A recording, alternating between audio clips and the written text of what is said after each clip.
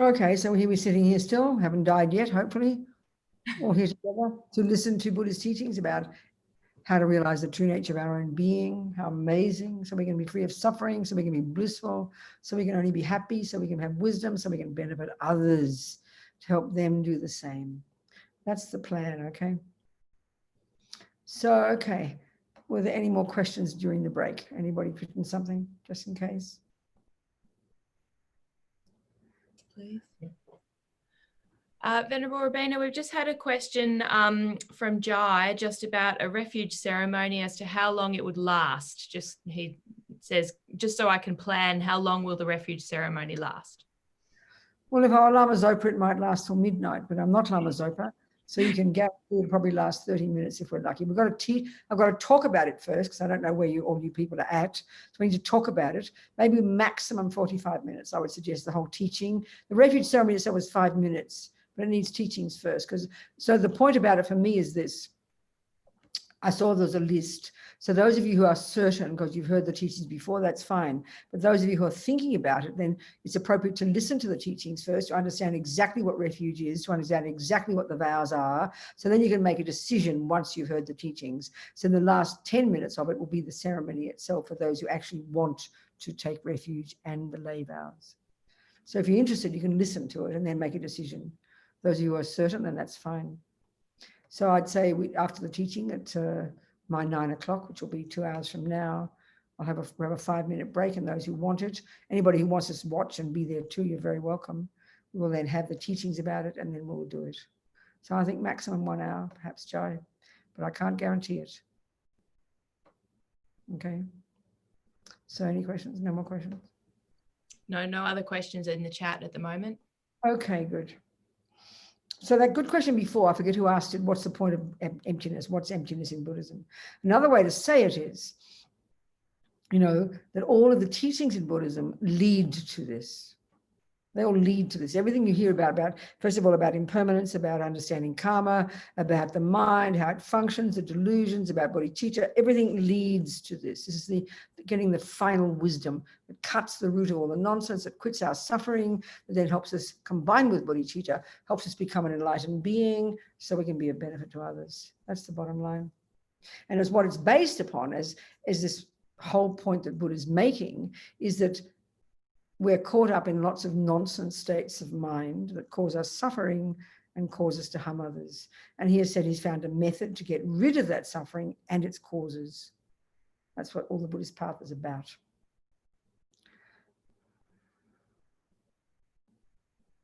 So, could we offer mandala again? No, don't worry, it's in your mind, think it. We just offered. There it is, just done. Offer a mandala, the Buddha, thank for the teachings. How great. Well, normally you would, you do the little short one. Saji perki jukshing metog tramri rablingji ni de gyenpadi sange jing du mikte ovagi drokon nam dag jing la chapa shog hiram guru ratna mandala kam niryatayami. So normally what happens is when you have a break, you do a little quick saji perky at the end as a thank you for the teachings that have just gone, and then you do a quick one to start, which is a request for it to happen. So that does normally what happens. Yes, exactly. You do you'd end with you'd be a mandala, and you'd start the session with it. But in the beginning you do a nice fancy one, then in the breaks just do a quick one like I just did then. Do you understand? That's the tradition. Yeah, you're right, Jason. Thank you. So I've got a feeling now what I'm going to do is read from Lama's book. There's a chapter now that says, let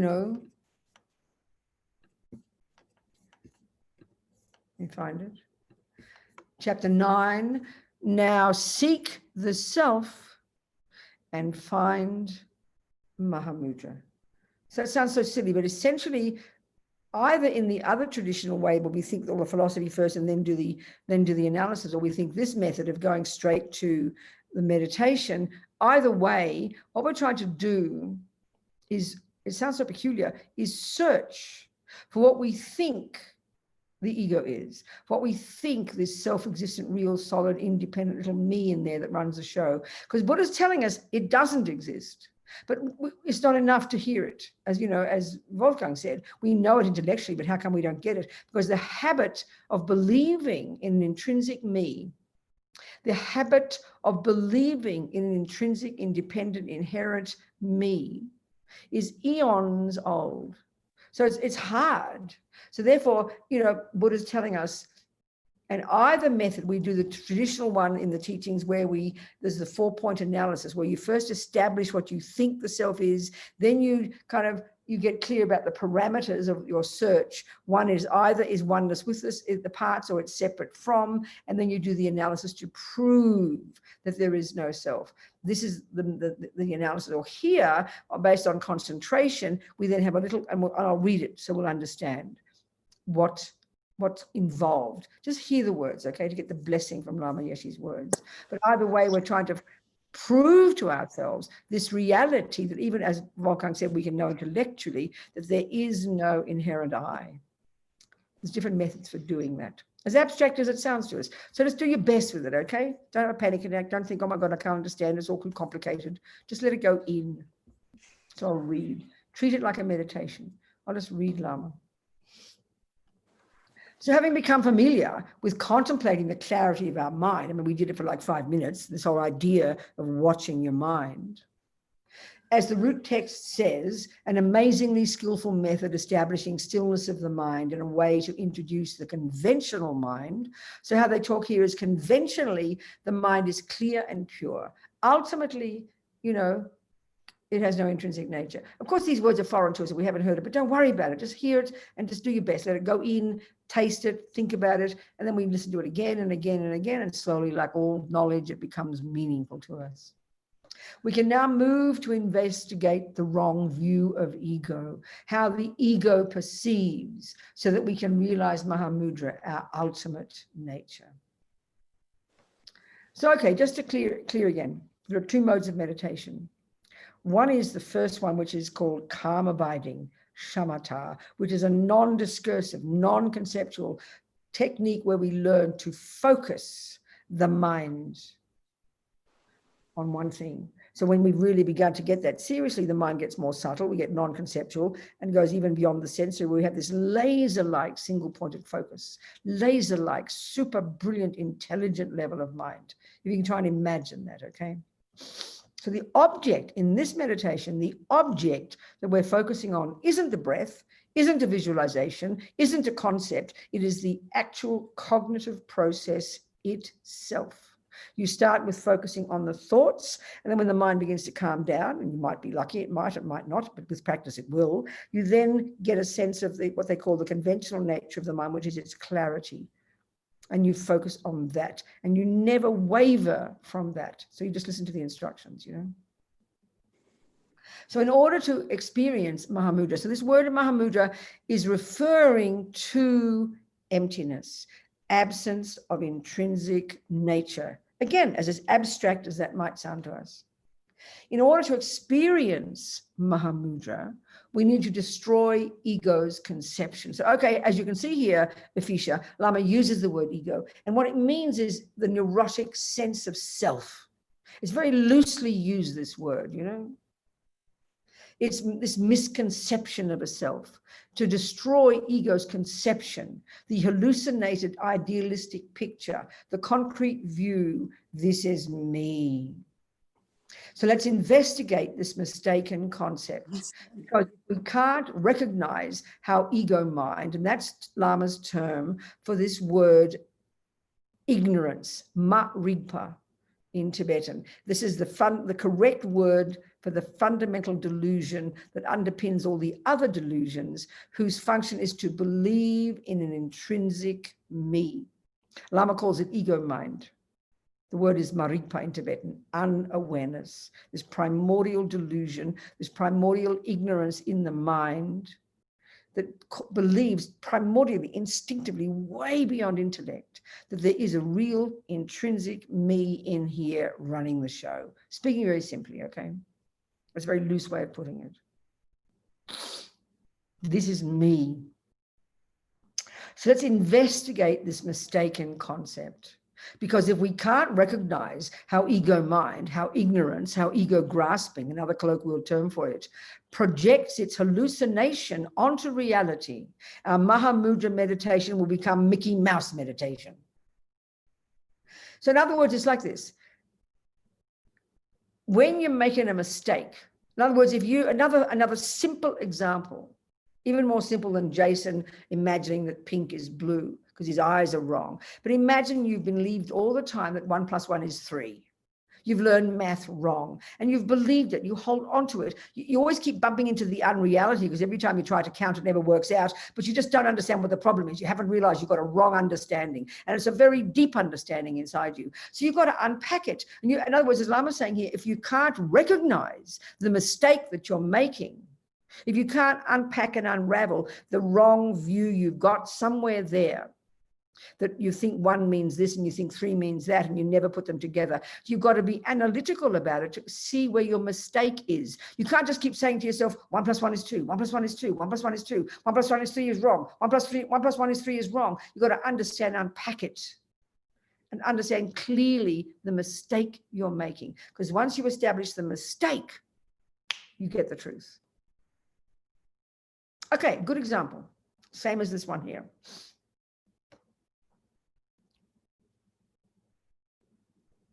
Let's say, you know, I'm learning English and I just sound, you know, I'm learning English and I say, I don't see pink as blue, but I say the wrong word. I don't mean it. I don't even believe in it. It's just simple. I say, oh, that is blue. No, Robina, don't be silly. You've forgotten the word. It's pink. Oh, yeah, you're right. It's pink. Now listen to this. There's a simple example.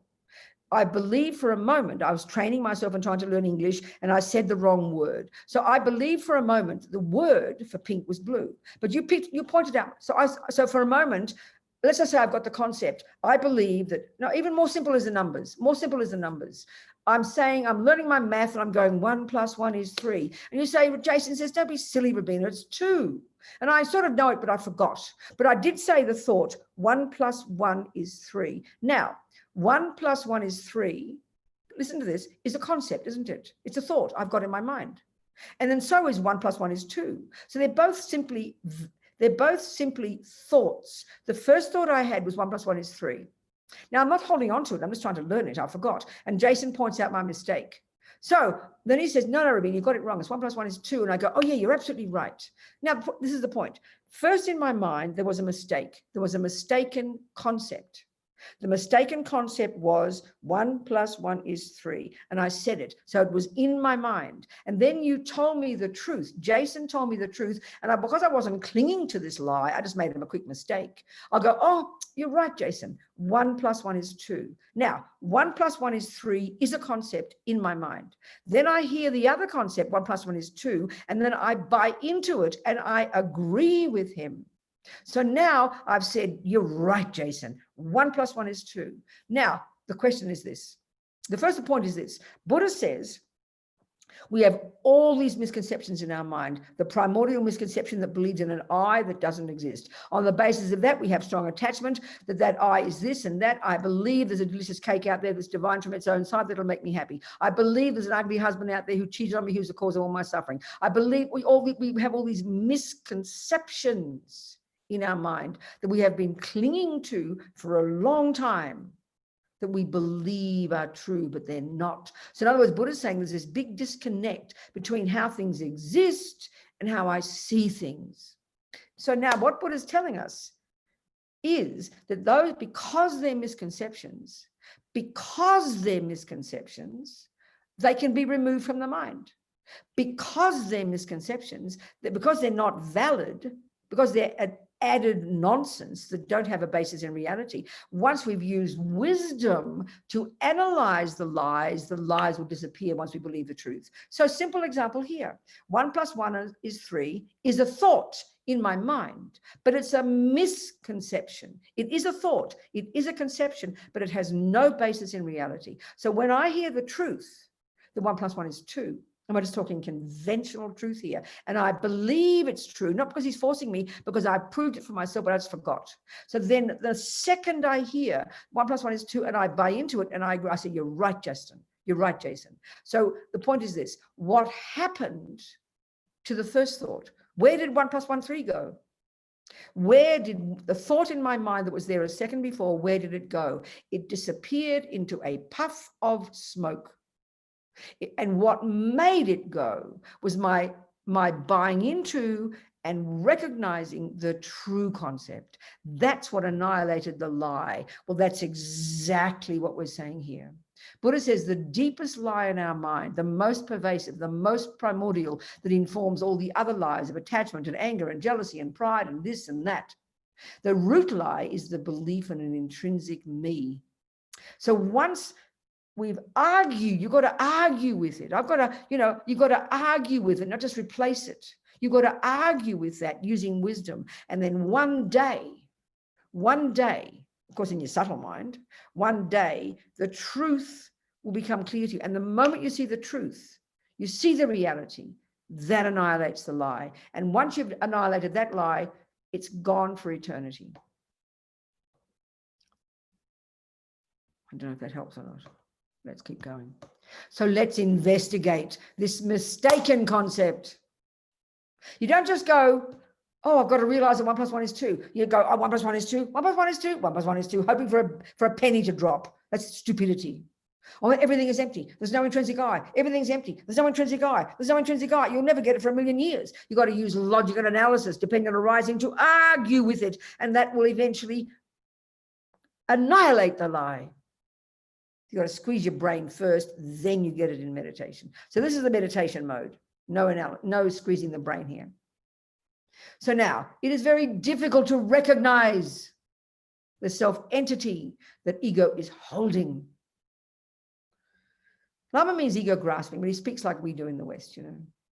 That is why we first calm down the grosser levels of mind in concentration meditation. Without this concentration, there is no way we can identify the unconscious levels of ego holding the independent self, and therefore no way we can realize Mahamudra, emptiness, non-duality, reality. So normally our sense of self, this feeling we have of a real, solid, pointable, findable, independent I, I'm adding things here, this sense of self is just a vague notion, and our ordinary superficial mind never attempts to pinpoint it. So we must investigate deeply and try to identify exactly how we think this fantasy I exists. Lama Tsongkhapa says that if you're afraid of a snake, but someone tells you that there's no elephant there, what good is that? Your problem is the snake. So we must identify the problem exactly. We have to make sure we understand clear how ego holds its nonsense. The mindfulness fish. So let's meditate on Mahamudra. So you just do your best here. You can close your eyes, you can think about it, you can look around on the ceiling, you can do what you like. First, achieve a level of concentration. I mean, we're not going to be able to do it here, so you just got to hear it, okay? A level of concentration that you're satisfied with, focusing on the clarity of your consciousness. So even to understand this intellectually is helpful. Imagine you're focusing on your mind, but you never waver from that. You listen. This is not something I can pinpoint for you, saying it's exactly this or that. But perhaps we could say it's when you've had a couple of minutes without emotional distraction. Actually, that would be super. And be satisfied with that. Don't think, oh, only 2 minutes. I should be able to concentrate for 24 hours. Don't grasp, otherwise you'll lose everything. Then from this clean, clear state, and without distraction, move to investigate the opposite of Mahamudra wisdom, the intuitive ego, our so-called simultaneously born ego. In his root text, the Panchen Lama says that you have to be like a fish moving through water without disturbing it. And he quotes, from within that very state of earlier equipoise, it's another word for concentration, investigate intelligently with subtle awareness the essence of the individual who is meditating. just like a small fish that moves in lucid waters without causing any disturbance. The main meditation then is strong concentration on the clarity of your mind. While you're doing this, your subtle analytical wisdom, your mindfulness fish, watches intently, ready to capture the way that ego mind perceives the self-existent I and simultaneously comprehend the non-self-existent I. Do not think that because you are attempting to concentrate on the mind, you can't at the same time have another part of your mind be aware, be watching. For example, as you sit meditating, you still notice the sounds of the breathing of others, the movement in the room, but you don't get distracted, do you? This is natural. So think of you when you're driving on the freeway. You know, you've got to be focusing on the traffic, but you can notice many things at the same time, but you don't get distracted because our mind can see things out of the corner of our eye, if you like. It's like that. So in the Tibet, so this example here, in the Tibetan texts, they use the example of two people having a conversation while they're going for a walk. A long way to go, baby. There's awareness of the road, but, you know, and I'm adding stuff now but they're having a chat, but they're noticing the road, but they're not watching the road, not thinking that it's a good road or a bad road, because our mind has this capacity, you know. So don't think that the mindfulness fish is separate, like a separate thought. It's not.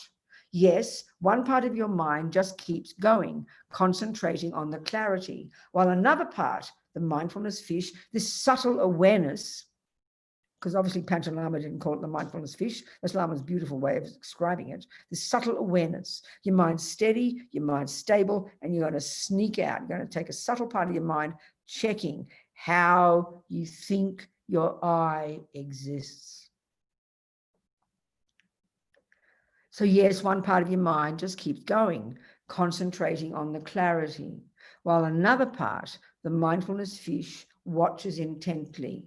They do have different functions. Initially, you experience them as separate, but as you learn to let go, you will experience them as unified. Just as the rays from a light that shines on everything are part of the light, so your thoughts are part of the consciousness that oversees everything. Ego is like a thief. What might happen is that the appearance of ego will come, and you'll catch it, you know, sneaky, it'll catch up to you, but then you'll miss it. It's like a thief who sneaks up when you're not looking and hides when you turn around. If you try too hard to find him, he disappears. This is exactly how ego mind deceives us. It is so sneaky, so intelligent. Instead of building up the strength of the ego, build up the strength of the mindfulness fish to catch the ego, this sense of self, the neurotic sense of self that doesn't exist. That's my extra words. Ego mind is saying, self-existent I, self-existent I. But your subtle wisdom is trying to recognize non-self-existent I, non-self-existent I. So now, a grosser level of ego's views. If there is a real I, independent, separate, existing, then what is it? You have to search. This view of ego has many levels, some grosser and some subtler. So first you check, the I is the body. You will experience many things, Lama Tsongkhapa says. Sometimes you feel that the I is somewhere among the aggregates, in particular the body. Superficially, it seems that way. This body is the basis of our identity, isn't it? Especially in the West. The body is emphasized, so ego mind strongly believes the essential self is related to the body. So check, use your mindfulness fish. Is it in the nose, the ear, the other parts of your body? Is it inside the cells, the atoms? Ego thinks something must be here. Somewhere in this body, I am existing. Sometimes you will feel this concrete sense of I in your heart. Sometimes it seems to be in your chest, other times in your head. Or sometimes you might feel complete darkness, or you'll feel you're totally in space. The I is the mind, the combination. Now think No, not only this body. Maybe my mind is maybe my mind is my I, or maybe the I is one part of the consciousness, the subtle consciousness, my thoughts. Then with more analysis, check to see if the self is the combination of the body and mind. You see, okay, I'll just stop now and then I'll explain this other logic. One of the arguments we did before is about the mind, the I being separate piece. And we did a bit of logic there. That again, if there were a separate piece that is independent of the nose and the ear and the lips, if there's another piece called ear, nose, lips and I, which is what we think, one mistake, then that I, if it really were independent, when the lips got hurt or the ear got hurt, the I wouldn't mind. It wouldn't be affected. Like just like when the ear gets hurt and the lips get hurt, the ear doesn't feel it. If the other one gets hurt, they're separate. So the same here. If there were a separate I, which is one assumption we have, it wouldn't mind when your nose gets insulted. The I's going, oh, phew, I'm glad it wasn't me. No, because we know, we say, yeah, I am hurt, but we give too much status to it. That's why then finally the I is merely labeled, is what we're getting to here. Okay. So the other argument, sorry, I'll go back again. The other argument is, well, maybe the I is everything. Maybe all of it's me. This is a real mistake we make. So this is as the basic point that they say is the label cup, for example. The label cup cannot be the parts. The label cup cannot be the parts. Now, why not? It's the same as the I. Robina can't be the parts. Why not? Why not? Well, let's define what Robina is. So what are the components of Robina? What are the components of a person? Well, I think the cup's more easy. What are the components of a cup? There's a base, there are sides, and there's a top. Okay, they're the components. So a cup is made up of a base, sides, and a top. Now then you go, well, all of it is the cup. But, you know, that means the sides. That means, okay, you're saying the sides are the cup. Yes. And you're saying the lid is the cup. Yes. You're saying the base is the cup. Yes. Well, how can that be so? Because what's the definition of a base? The definition of the base of a cup is it's this round piece of metal that prevents the tea from falling out. So that's the definition of a base. What's the definition of a cup? Not that. So if a cup is a base and a base is a cup, then they would be synonymous. That means a cup is something that stops the tea from coming out. No, they're different definitions. They're different phenomena. They cannot be the same. So if you say the base is, if you say the cup is the base, the cup is the sides, and the cup is the top, that means there are three cups. You can't have it both ways. You've got to be very analytical and analyze these words and define each word. Same with I. Oh, I am my body. Oh, I see. Are you really? Well, what's the definition of I? Well, I is a name we give to a body and a mind. So how come? So you just said the I is the body. That means the body is also I. Well, if body and I, why would I say I have a body? There's two things. It's ridiculous. You might say I have an I.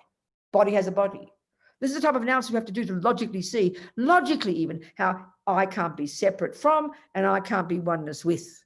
And this is what you're trying to do in meditation. This is the analysis that is not this one. It's just sort of a bit of an analysis here, observing, you know, to prove to ourselves there's neither an I that's separate from, nor is there an I that's oneness with. But here we're not doing much analysis, we're just watching. Keep your focus on the clarity of your consciousness. The mindfulness just watches intently without disturbing the clarity. There are ego, so these are this is very short for Lama. So he says these are ego mind's views, but they are the grosser level. You have not yet discovered the projection of your simultaneously born ego. So you will see that ego mind's object is not the five aggregates body, is not the mind, and not the combination. These are not what ego holds. These are not ego's problem. No. Yet it's not enough to think the I is not my body, not my mind, not the combination. Nor is it enough to merely not have the appearance of the body as me, the mind as me, the combination as me. The disappearance of that kind of impression is not enough to realize emptiness. So maybe you have the experience, of going beyond your body, almost a feeling of no subject, no object. That is good, but it is not enough. Perhaps you have some view of what you think the self is. Maybe I'm this. And then you discover that view is not true. I'm not this. That is not the realization of emptiness. These experiences are good, but you haven't yet identified the nuclear energy of ego, the self-existent I, which doesn't exist, but which produces all the problems. Refuting these ideas is not enough to go beyond ego, not enough to discover the great seal of Mahamudra. It's the beginning, but it's not enough. The appearance of the real I, meaning a fantasy I, is more subtle. Now investigate ego's real view. Go more deeply. Check carefully. Stay focused on the clarity of your mind. Move the mindfulness fish without disturbing the clarity. It watches intently. It is ready to capture the conception of ego. What ego mind, ignorance, ego grasping, is really holding is an I that exists from itself. Or as the other Lamas say, Lama has his own style, from its own side, out there, in and of itself, independently, inherently, intrinsically. These are all synonyms. It totally believes, this ego grasping, this ego mind totally believes that somewhere deep inside you, solidly within you, beyond the body, beyond the mind, there is the concrete identification, me.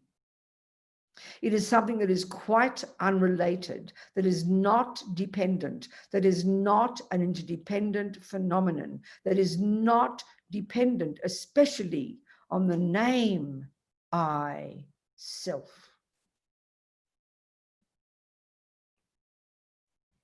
Let's stop there and I'll do some explaining. This is the subtlest meaning. And in some sense, it's easy to understand it. In a book that's coming out of Lama Zopa's that he asked me to put together, it's all his letters to prisoners. He's amazing. About 100 letters over the last 20 years, prisoners have written to him. And then sometimes one prisoner got a letter of 45 typed pages. He looked like weeks, it's like an entire book. You can't believe, So there's amazing, outrageous advice for all these prisoners. And there's one amazing chapter on emptiness and on attachment. It's so powerful, which is from this letter to this one man. So as Rinpoche says, this subtlest meaning, in a way, it seems easy to comprehend it. So listen, as Rinpoche says, okay, the subtlest meaning is, the first one is there's no I separate from the causes. The second one is there's no I separate from the parts. The third, the real meaning, the one we're doing here, is there's no I apart from the mind that calls it that. So in one sense, it's fairly easy to understand.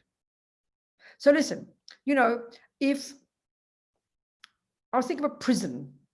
So what's a prison? What's the definition of a prison? I think a definition of prison, in some exceptions, but certainly in the States, a prison is an ugly building where you're sent when you're naughty and you can't escape. Good enough definition. But I tell you, as you go more north in Europe, they're more delicious. I remember one man in Norway wrote to me so excited. He was looking forward to his 2 years in prison because it was in the middle of the country with a beautiful environment, like a university where he was going to learn and get a degree. He was so excited he couldn't wait. 2 years locked down in a beautiful university in the middle of the country in Norway. That's prison in Norway, It ain't like that in America, I tell you. Maybe in Australia either, but the prisons in Australia are a lot better, I promise you. Most of them I've been to. Anyway, so let's just think of a prison, even if it's a nice prison.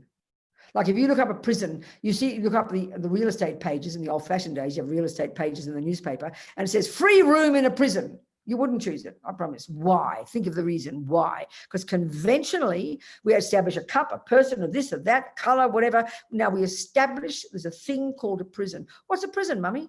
I've never heard of a prison. Oh, and she points out building over. See that building over there? It's got, see the barbed wire, and it's set when you're naughty and you can't escape. And it's usually pretty ugly and the food's horrible and you have to have horrible roommates. So you go, oh, that's awful. I wouldn't want to go there. Now that conventionally is a prison. Now you go into that prison, it will function exactly as that, because the thing you define, like a cup, it has to function as you defined it. It's got to hold your tea. You can't call it a knife a cup. A knife is a thing that's got a sharp edge that cuts something. That's not a cup. You can't call it a cup a knife. They don't function. So a prison has to be a place that fits that definition. So now, what if you don't know? This is the simple point. If you've never heard of a prison, you've never heard of such a building, and you go visit, and you visit a person, and it might be a nice prison with lovely gardens. What a lovely place. This is so nice. I mean, I've been to some prisons in Australia that people have a little house and they have a kitchen with a toaster and an oven and they have a garden. Now, if I didn't know they couldn't escape, I wouldn't know it was a prison. So this is proving the point that what a prison is coming from the mind. It's really logical. If I don't know it's those characteristics, all I do is see a nice place and a friendly little house and a few roommates, and they live there, but they don't tell me they can't escape. They don't tell me they're sent there when they're naughty. How would I know? So a prison is coming from the mind. And this is exactly the approach in the Mahayana view, where they talk about transforming problems into happiness. It's based upon this view of emptiness. And the real one is, at that level of practice, when as Lama Zopa says, the practice is, to learn to like a problem like you like ice cream. So right now we know that a problem is something that attachment doesn't want. A problem for us is when aversion arises, when anger arises, when attachment is thwarted, when you don't get what you want. That's what we mean by a problem. Now we've created that over many lifetimes because of attachment. So when you learn to give up attachment, you learn to become more flexible. So when the chocolate cake comes instead of the carrot cake, because you really prefer carrot cake, and you've got a flexible mind and you're transforming problems, if you see the chocolate cake come, which you don't like, but you go, okay, I can handle that. And within a minute, you change on a dime and you go, thank you, this is a delicious cake. No one would ever know that you preferred carrot cake because you've changed your mind. So that proves emptiness. Where is the ugly chocolate cake there? If you're going to have a tantrum because you've got lots of attachment, I didn't order chocolate cake, I want my carrot cake, then you get upset. That's what we mean by a problem. That's rooted in attachment. So if you give up attachment, already there's no such thing as a problem for you. Now, my friends in prison, there's one woman I always quote, on death row for 17 years or 12 years and then 5 more years before she got out. Husband and her were accused of murder. They didn't murder anybody. They were accused of killing 2 policemen. The husband even got executed. She went to the execution while she was in prison and his head burst into flames. I mean, you can't even imagine the nightmare. And they were completely innocent. There's little hippies, hitching in around Florida, and they got accused of murder. So now she is not a Buddhist, but she had this ability. She's out of prison now. I know her.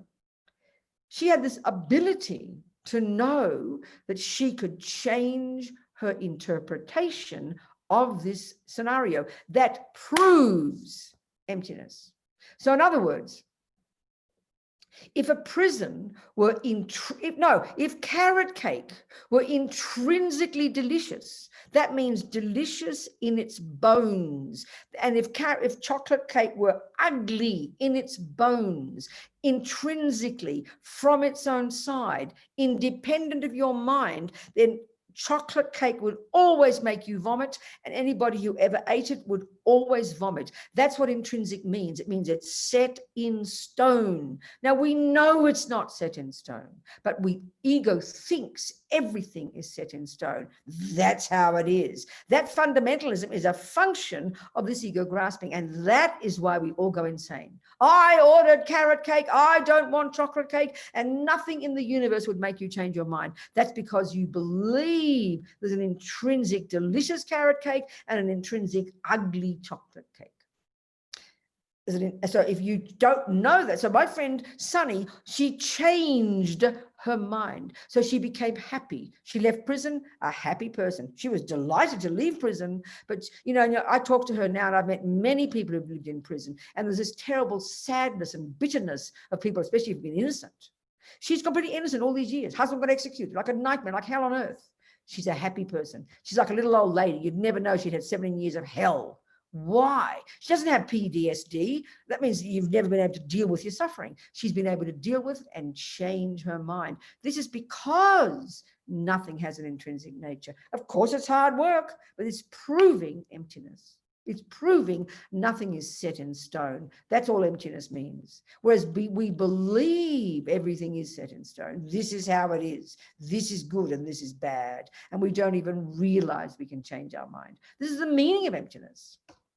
You can change your mind. If you can change your mind, if you can call prison good, then where's the suffering? As Lama Zopa said one time, and this is very shocking. He said, if you don't feel abused, where is the abuse?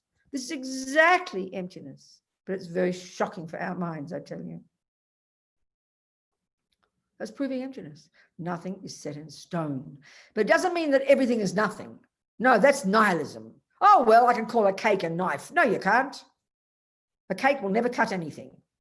So you define it first, convention. And so as they say, when you realize emptiness, you realize there's not a tiny atom of anything that's intrinsic in that prison that makes it a prison. There's nothing from its own side. But conventionally, it functions exactly as you defined it. It's an ugly place where you're sent when you're naughty and you can't escape. That's a fact. But and so this emptiness of intrinsic nature and its conventional reality, they're not contradictory. They come together. And this is the fine point we have to get, you know.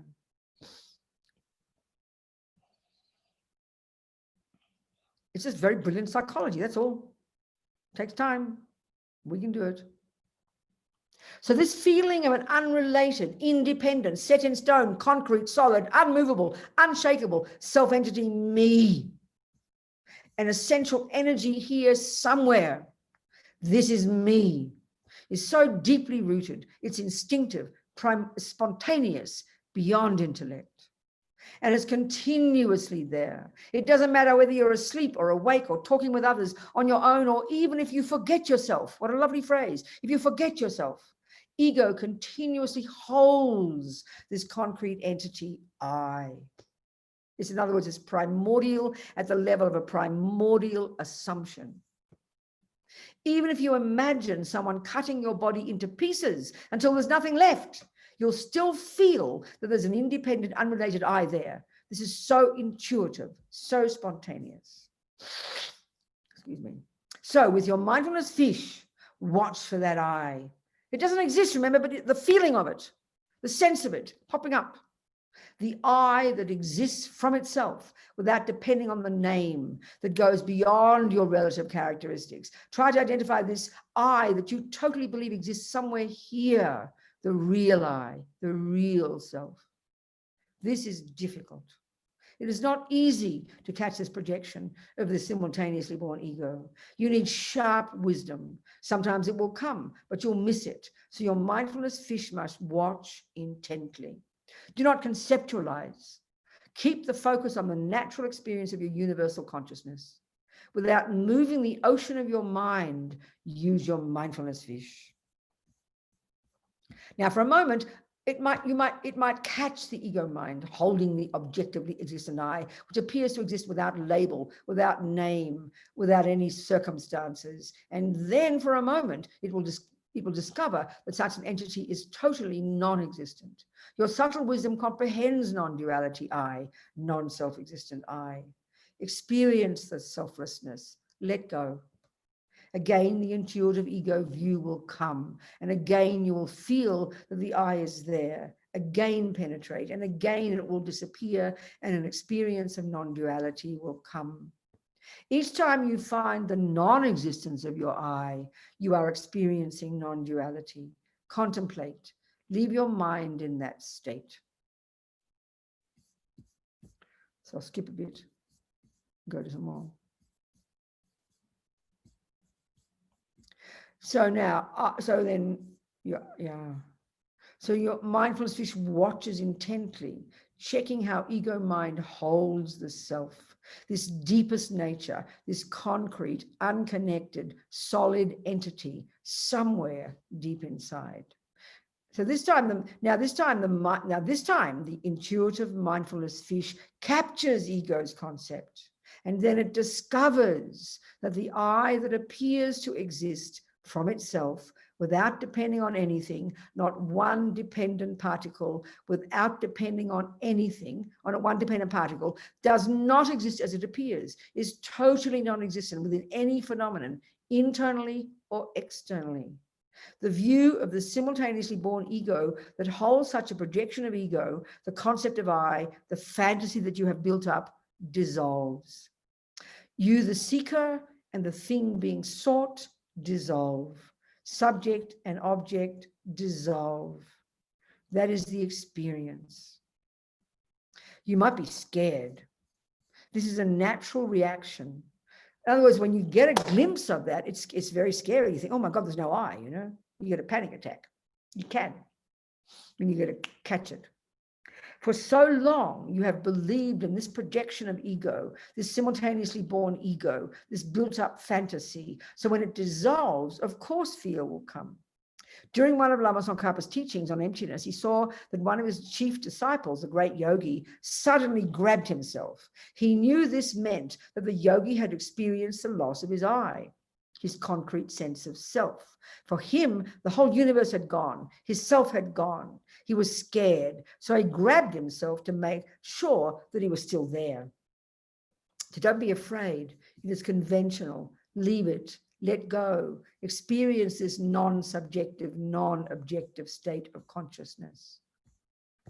Now, these are just my intellectual words.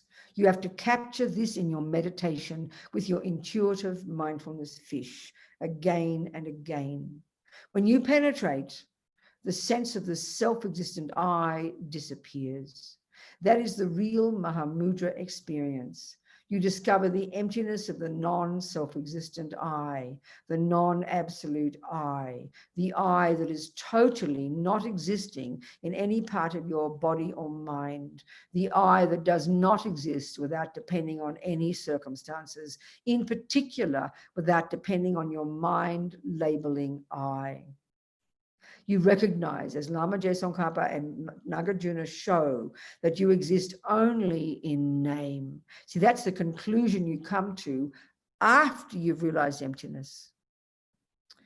Once you've realized there's no, once you've realized emptiness, you then realize subtle dependent arising, that it's merely a label.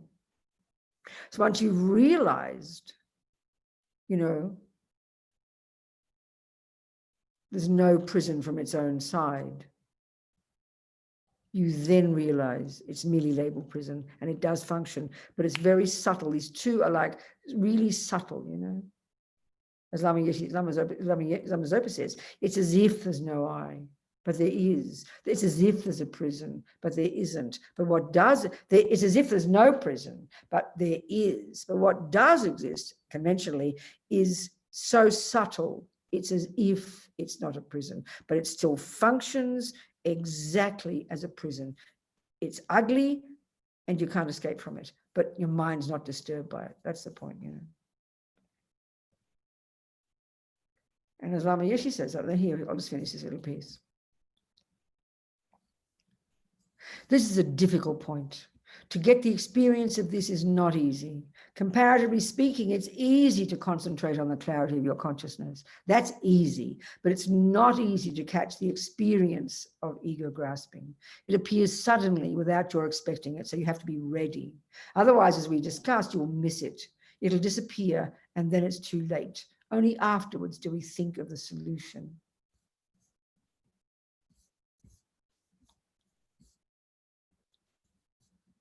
Okay, that'll do for now.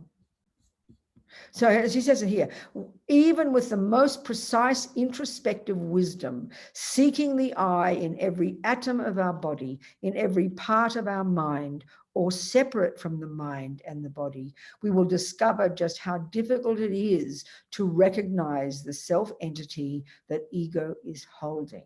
But Lama Tsongkhapa says that once you have finally identified exactly the false conception of I, the projection of ego, it'll take about a minute, a second, to realize, to discover its emptiness, that it doesn't exist.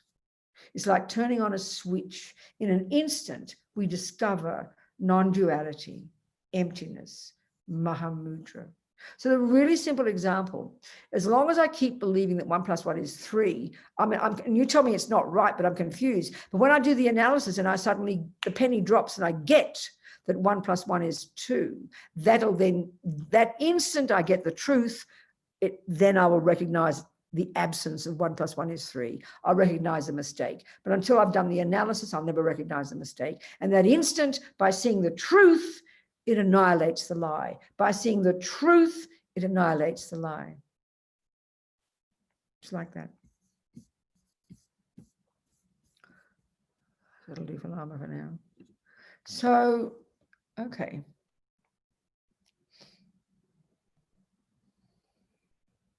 Okay. There's this lovely story I like to tell, always, I've told it many times, about Lama Zopa. So Lama Zopa is a Sherpa, okay, up in the mountains. He came from there, born up there, very poor family, like they all were. Tiny, he was born about 1945 or something. And he was just a tiny boy. I mean, his sister is several years older, and she's running Recitation Centre up there, where Lama Zopa's cave is. I'll explain. There's it's called Laudo. It's this cave. It's a little monitor center. It's a little kind of retreat center that's centered around this cave. That was the cave of the previous life of Lama Zopa. His name was Kunsang Yeshe.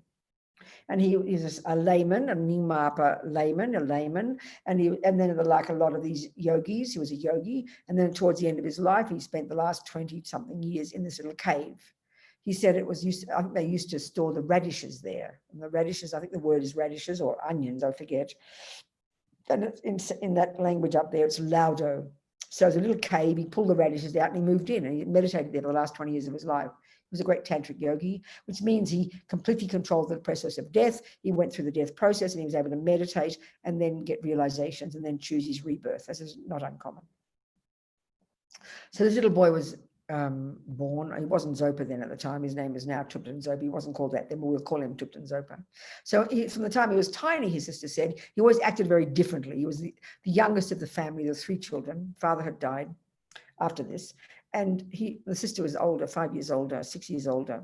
And he always acted a bit different, like he acted different. He'd always sit on his own, eat his meals. Whenever he played games, he always played the role of being a lama. He'd make mud pie dojis and mud pie bells and mud pie offerings. He'd say he's having a puja, and he says all then he gives the list of all his previous life benefactors that they were coming for puja.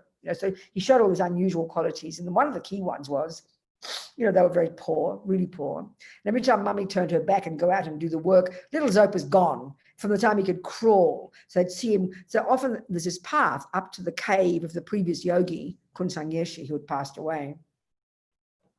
And little Zopa would always be found going up this path, crawling. And there's a little spot they call the resting spot halfway up. And they'd find him there curled up asleep. So they'd drag him home, before he could even talk.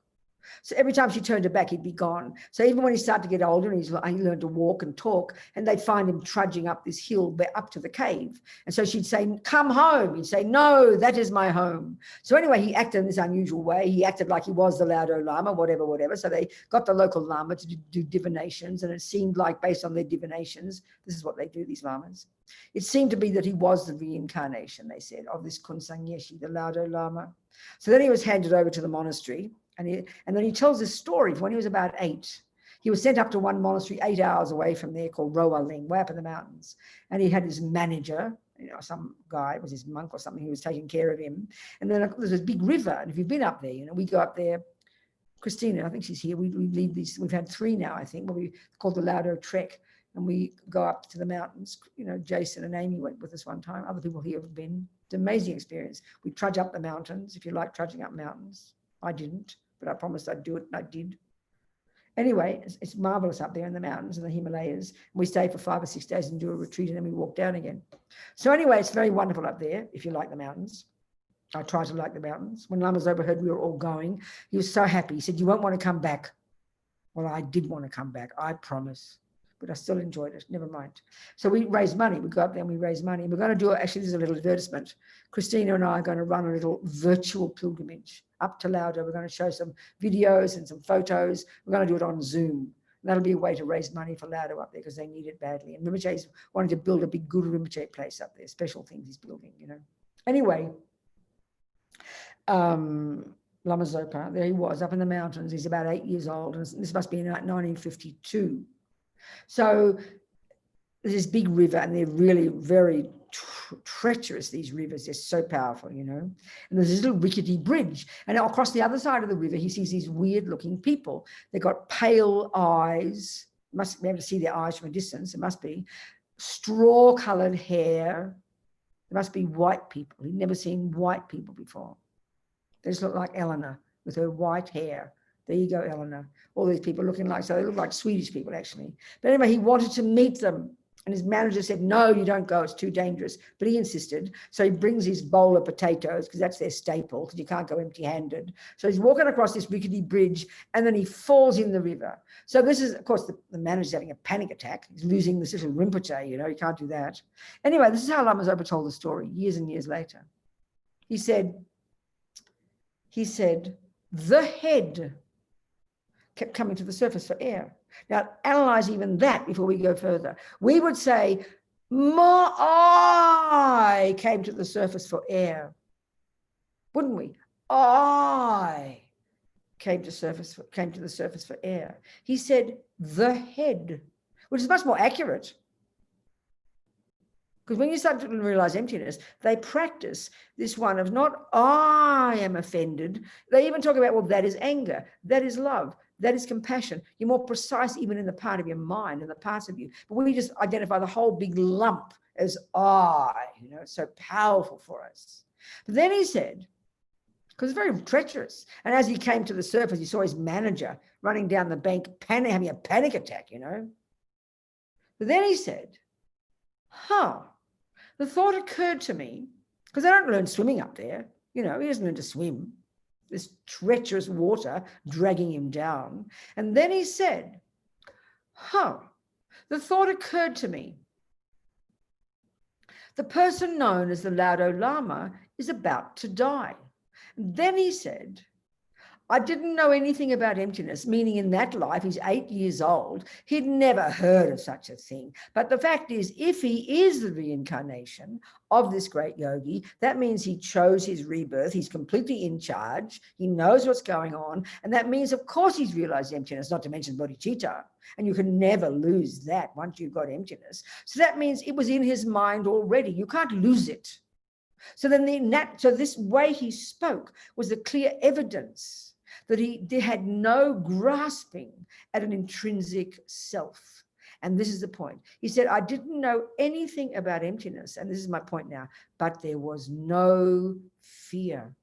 Now, the point is, as Lama points out in this book, as Lama Zopa says, when you realize emptiness, you have cut fear. This is one whole way they describe in Buddhist psychology that all the delusions, all the neuroses, all the misconceptions, all the attachment and the anger and the jealousy and the pride and the dramas that are rooted in this root lie that assumes an intrinsic me, because they're lies, they are rooted in fear. And the more delusions, the more fear, the more anxiety, the more panic, the more worry, the more insanity we have. Now look at the world.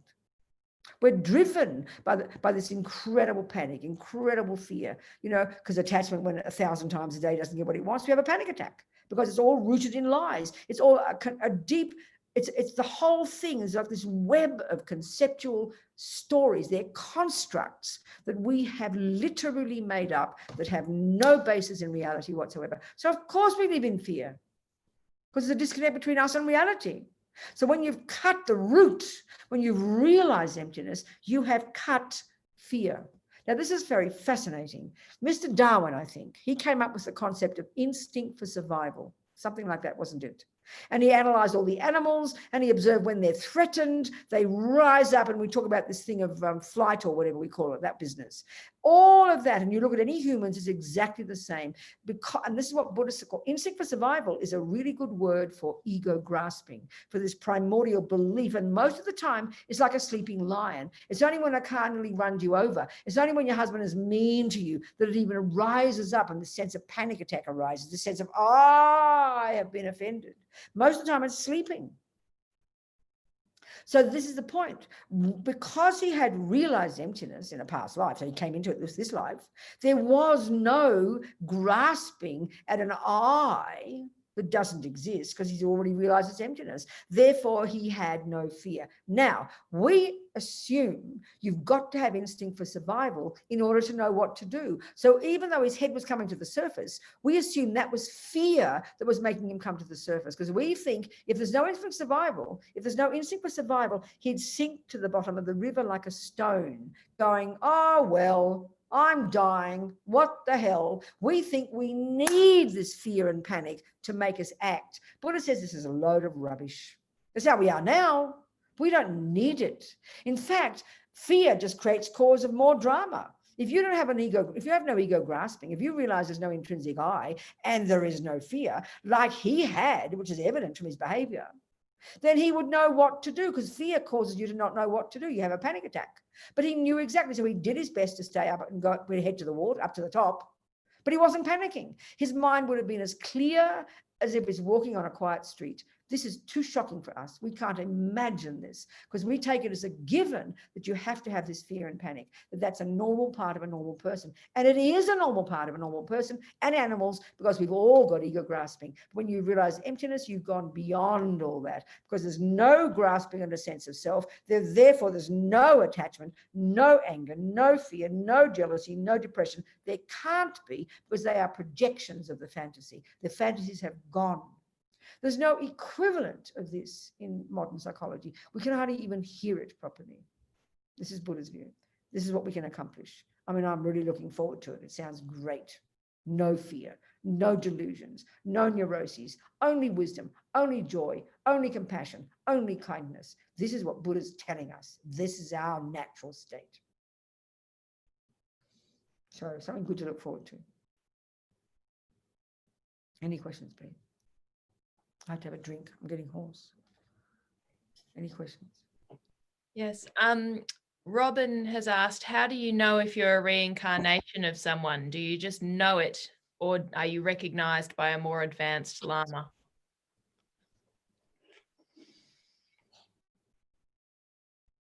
If you've got any wisdom at all, if you've learned, if you're up to grade 3 music, you're asking me, how do you know you've achieved grade 3? Well, honey, if you don't know grade 3 music and you don't know that you've got that achievement, then you haven't achieved it. So by definition, wisdom is knowing where you're at. So a person who's a reincarnated Lama who got clairvoyance, you know, they might tell you this, but by definition, of course you know it. If you're a reincarnated Lama who's got wisdom, you would know it. But if you know, we're all reincarnations of something, but we don't know it because we don't remember. But if you have got wisdom, of course you know it. So when you know something, you know it. That's it. It's not just, oh, you just know it. You don't just, oh, I just know I've passed grade 3. Then you're idiot. You haven't. You've got to know that music with certainty and know that you've achieved that. Like anything. Even, how do you know, or how do I know that 1 + 1 is 2? Well, because you've learned it. How do I know I can play the piano? How do I know I can make a cake? Because you've done it. There's experience. It's fact. Same here. How do you know I'm a Buddha? Well, if you are, you know it. If you don't, you haven't achieved it. You're living in la la land. It's like that. Wisdom is very practical, whatever level of wisdom it is, even if it's 1 + 1 is 2. What else? Atisha is asking, is realization of emptiness synonymous with nirvana? That's not, no, it's not.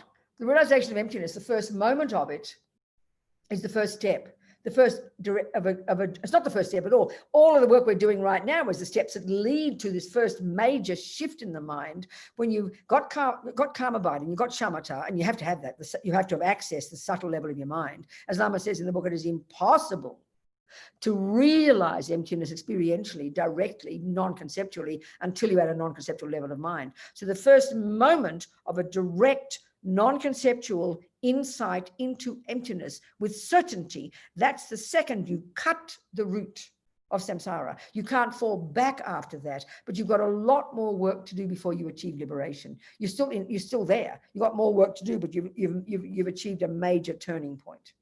So the first moment of realizing emptiness is the first step, and eventually, in one life or other, working so hard on it, once you've removed all the obstacles to liberation in that particular life, you've achieved your nirvana. And then if you're on the Theravadan path, you'll zap off into bliss.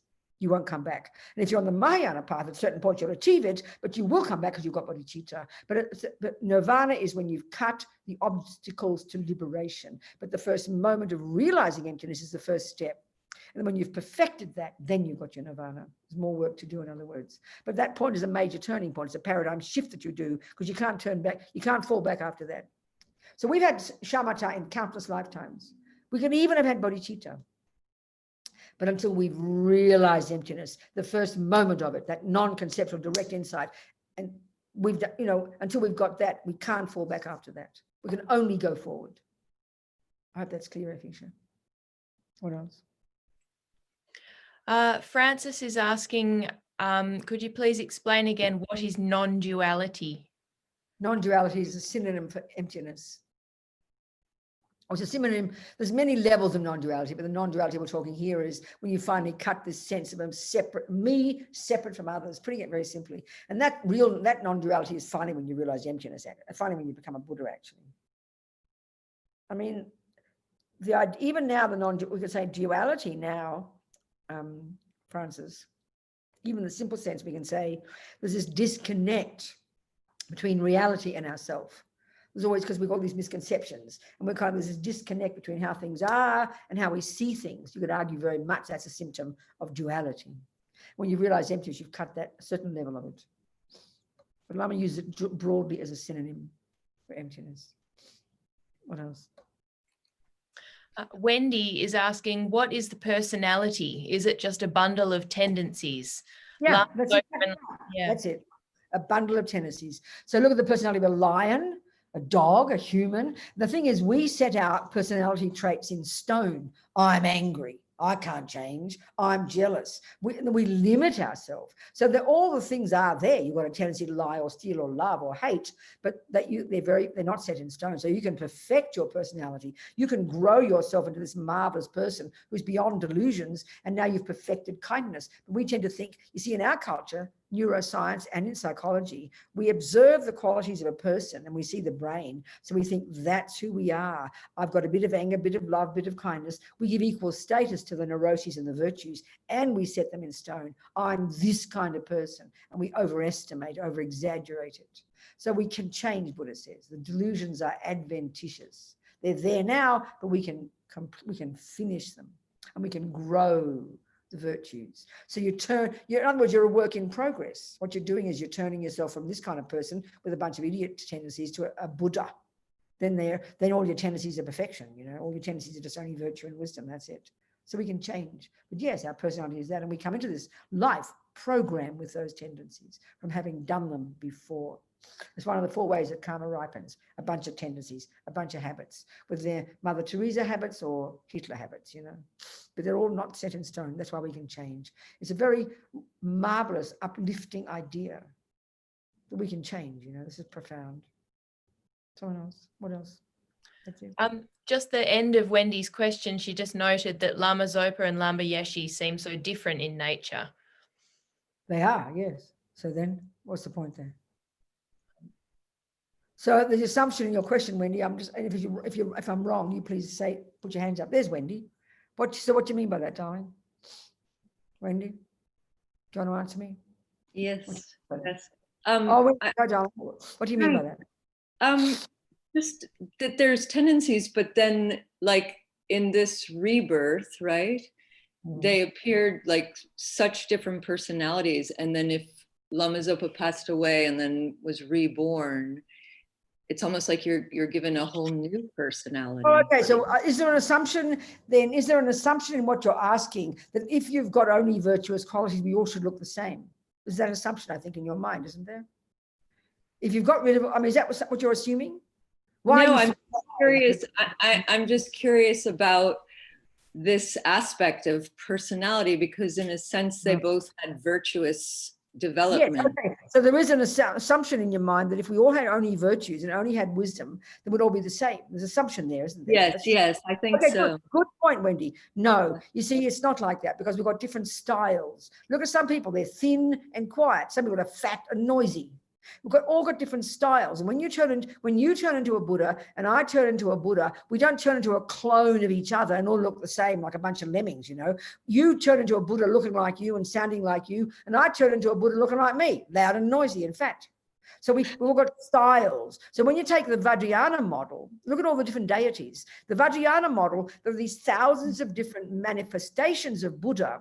They're all perfect. They've all got wisdom. They've all got love. They've all got compassion. But some are girls, some are boys, some are peaceful, some are wrathful. So they're different shapes and sizes because that's how we all are. So that's why when you pick a yidam, you pick a Buddha that you have an affinity with based on this life, then that's the one you become. So maybe your yidam is this wrathful male dude with 47 legs and arms and God knows what else. That could be your person and you become that. Maybe a man has as his deity, as his yidam, he has gorgeous looking Vajrayogini, the manifestation of desire energy. So that's the relative reality that we take on forms and shapes and sizes suitable to our life and suitable to the way we help others. They're all different shapes. So Buddhas come in different shapes and sizes, but they've all got the same wisdom and the same virtue. That is never different. It just manifests differently.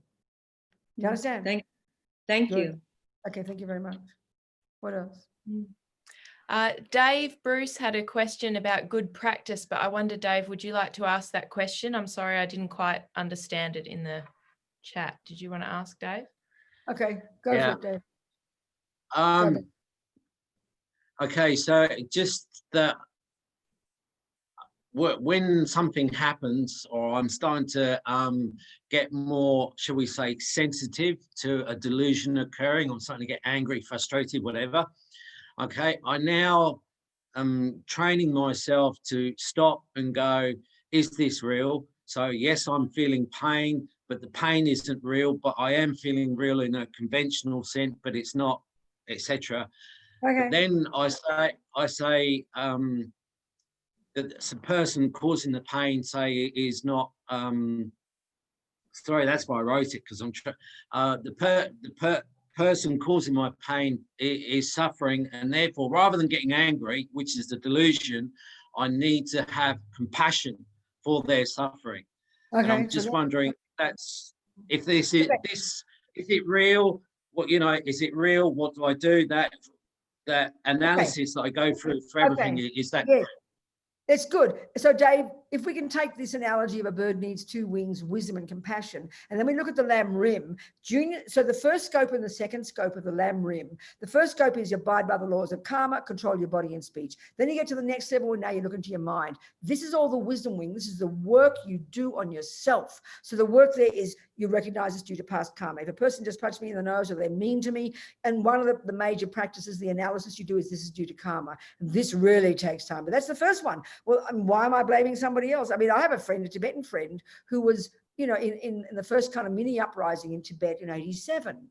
And so because karma for them is in their bones, it has been for 1200 years in Tibet. It's just the view of the universe that they take as a given, just like we take neuroscience and materialism as a given in our culture. We don't question it. Do you understand my point? But for them, karma is so embedded in their mind for centuries. So for them, so I said to him when he was telling me about the suffering, he's been abused, his father been murdered, brother murdered, you know, and I said, it was sad. And I said, do you ever get angry, Jigdrol? And he laughed very casually and he said, Robina, angry, what for? It's our own fault. What he meant was, it's due to karma, Robina, but this is a tough one for us. And if we really analyze, this is the first analysis, Dave, before you even have compassion. So the first analysis is when we begin to understand karma, which is quite profound, even though it's junior school, it means it's sort of like if you just punch me in the nose and then I punch you back, you don't burst into tears and say, how dare you punch me? But I'll say, but you just punched me. Well, the difference is this person's mean to you because it's 2.5 lives ago, you were mean to them. So when you know it's your punch coming back, you would never get angry because anger is saying, how dare you do that to me? Which assumes you don't deserve it. Well, with virtue as well, if I've just given you $1,000, you don't go, you just, that's because of you've been generous in the past. You don't go, oh, aren't I lucky? Robina gave me $1,000. Luck is not rational. Karma is logic.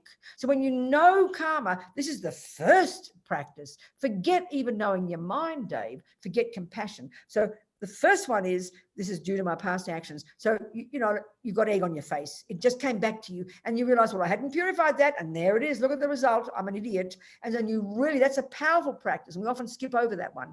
Then the next level of practice is to start unpacking that anger, and you start to see how it's an assumption that you don't deserve it. But when you know karma, you know it's meaningless. That's why my friend said, what do you mean anger, Robina? Don't be ridiculous. It wouldn't even arise in his mind to be angry because he has such a deep confidence in the view of karma. That's already profound. Then you look in your mind more deeply. Then once you've sorted that out, and that's the wisdom wing, then it's easy to have compassion because you know you harmed them in the past and that's why they're punching you back right now. So almost bodhisattvas even take responsibility and realize, if I hadn't punched that guy, he wouldn't be punching me now. So they have a sense of compassion because they realize they're the one who caused it. So it's levels and levels of practice. First karma, then your mind. That's the wisdom wing. Then compassion wing. Do you understand? Yeah, thank you. Okay. Good, Dave. Yes. All the things you said were right, but it's very orderly, Yeah. And realizing it's empty, that's even the wisdom wing as well. Well, there's no intrinsic nature. So what am I worried about? And have a crack a joke. Then compassion comes after, because when you realize your own suffering and how you suffer because of anger and past karma, you then have compassion for the person because you realize due to their negativity, they're going to suffer in the future. That's the real basis of compassion. That person doesn't know that they've just harmed themselves by harming you. That's the real wisdom of compassion. Because I used to be, let's just say, a very angry person. I would be the first person to grab them back and punch them twice as hard. Whereas now I find my attachment or my anger, look, I'm a long way from being perfect, but my wants are less, shall we say, and my anger is less. Good. Yeah. It's fantastic. Then you're really practicing, Dave. You should be delighted. Because you can see the result, it's genuine. You really can see you're lessening your anger because you've used analysis and logic, and that's exactly correct. That's exactly the result of practice. Well done. Amazing. Okay, thank you. Good. Thank you so much. What else, Amy? Anybody else? Catherine has asked, is it correct that Buddhas will manifest in the aspect with respect to personality or style that is most beneficial for the beings that they have strong karmic connection with? That's exactly right. That's how it works. That's exactly right. So then let's just talk about what a Buddha is. Okay, we mentioned this before, but let's talk about what a Buddha is. So the word Buddha actually refers to the mind, the enlightened mind, the omniscient mind, the powerful mind. And mind we can't communicate with. So because a person becomes a Buddha because they're driven by amazing compassion, then the logic is that a Buddha wants to help others, but they can't just sit in the sky looking subtle. They've got to manifest in bodies. So the relative Buddha is the body. And we'll talk about this when we talk about refuge after all this session. So the relative Buddha is the body. The absolute Buddha, the actual Buddha is the mind. Unmanifest, all-knowing, all-pervasive, all-compassionate, all-wise consciousness. But we need to access that. So out of their compassion, they manifest in those two kinds of bodies. I mentioned this, I think, briefly. I can't remember. So one body is the one that we can see, like Shakyamuni Buddha. That's the one that's called the emanation body. We can see that one, the regular people like you and me. Then there's a more subtle body made of light, which is mainly, you see this in Tantra, all the thousands of different Buddhas. And they're all just, they're subtle light manifestations that only the great Arya Bodhisattvas can see in their meditation. Like I mentioned, Lama Tsongkhapa, that Lama Tsongkhapa could see Manjushri directly, this Buddha of wisdom in a subtle light body. They're more subtle because their mind is more subtle. So then in Tantra, so in Sutra, you've got Shakyamuni Buddha. He's the manifestation of Buddha in this conventional form, looking like you and me, a human being, the Nirmanakaya, emanation body. Then in Tantra, you've got, it's called Vajradhara. It's the bodhisattva aspect, not looking like a monk, but more radiant and gorgeous, like the way they call the bodhisattva aspect, looking beautiful. You see all the pictures and the statues. He's like the boss Buddha in Tantra. Shakyamuni is in Sutra. So under him, under Vajrayana, there are five Buddha families. The five Buddhas, that each of which is a particular grouping, and all they are is manifestations of different psychological qualities. So one way of describing those five, that they're manifestations of purified delusions. Tantric philosophy and psychology is more sophisticated than the other level. So there's different Buddhas. So for example, Shakshobhya, in the bodhisattva aspect, he's a manifestation of anger energy. Amitabha, who's red, is the manifestation of attachment energy. And each of them is a group, is like a boss of like a family, they call Buddha families. And underneath it are all the hundreds of other Buddhas, all of which are manifestations of different psychological qualities, either peaceful or wrathful or male or female or whatever. There's also, it's psychology. They're manifestations of different Buddhas, and there are hundreds of them. And they're all Buddha, but they're different shapes and sizes, just like we are different shapes and sizes, different personality traits, like the question was. So, in your life, in this particular life, because of your personality, you have a connection with a certain Buddha. And that means the Buddhas manifesting in certain forms for the sake of sentient beings. For example, I'm doing we maybe read sometimes, and I'm doing the biography of one Lama, one of our great yogi Lamas, who spent years and years up in the mountains, on the border of Nepal, India, Nepal and Tibet. He was a great tantric yogi, and his yidam, his meditation deity, was Vajrayogini. Now, when you meet him, he's passed away now, he was this wrathful grandfather. Like, he's a wrathful looking old, like an old country bumpkin grandpa. He was really wrathful, but he's actually a manifestation of this pure being called Vajrayogini. As Lama Zopa said, he lived in Vajrayogini's pureland. You couldn't tell. So some woman looking very dainty and nice, but might be their yidam, might be Yamantaka, who'd scare the life out of you if you saw them as Yamantaka with 47 legs and arms and the manifestation of anger energy. So they're all these different Buddhas suited to our personality, and that's the one you choose a particular one in this life. But they're all the same Buddha. It's like different people getting dressed up in different roles in a play, So yes, your answer is yes. That was a long answer to your question. The answer is yes. So what else?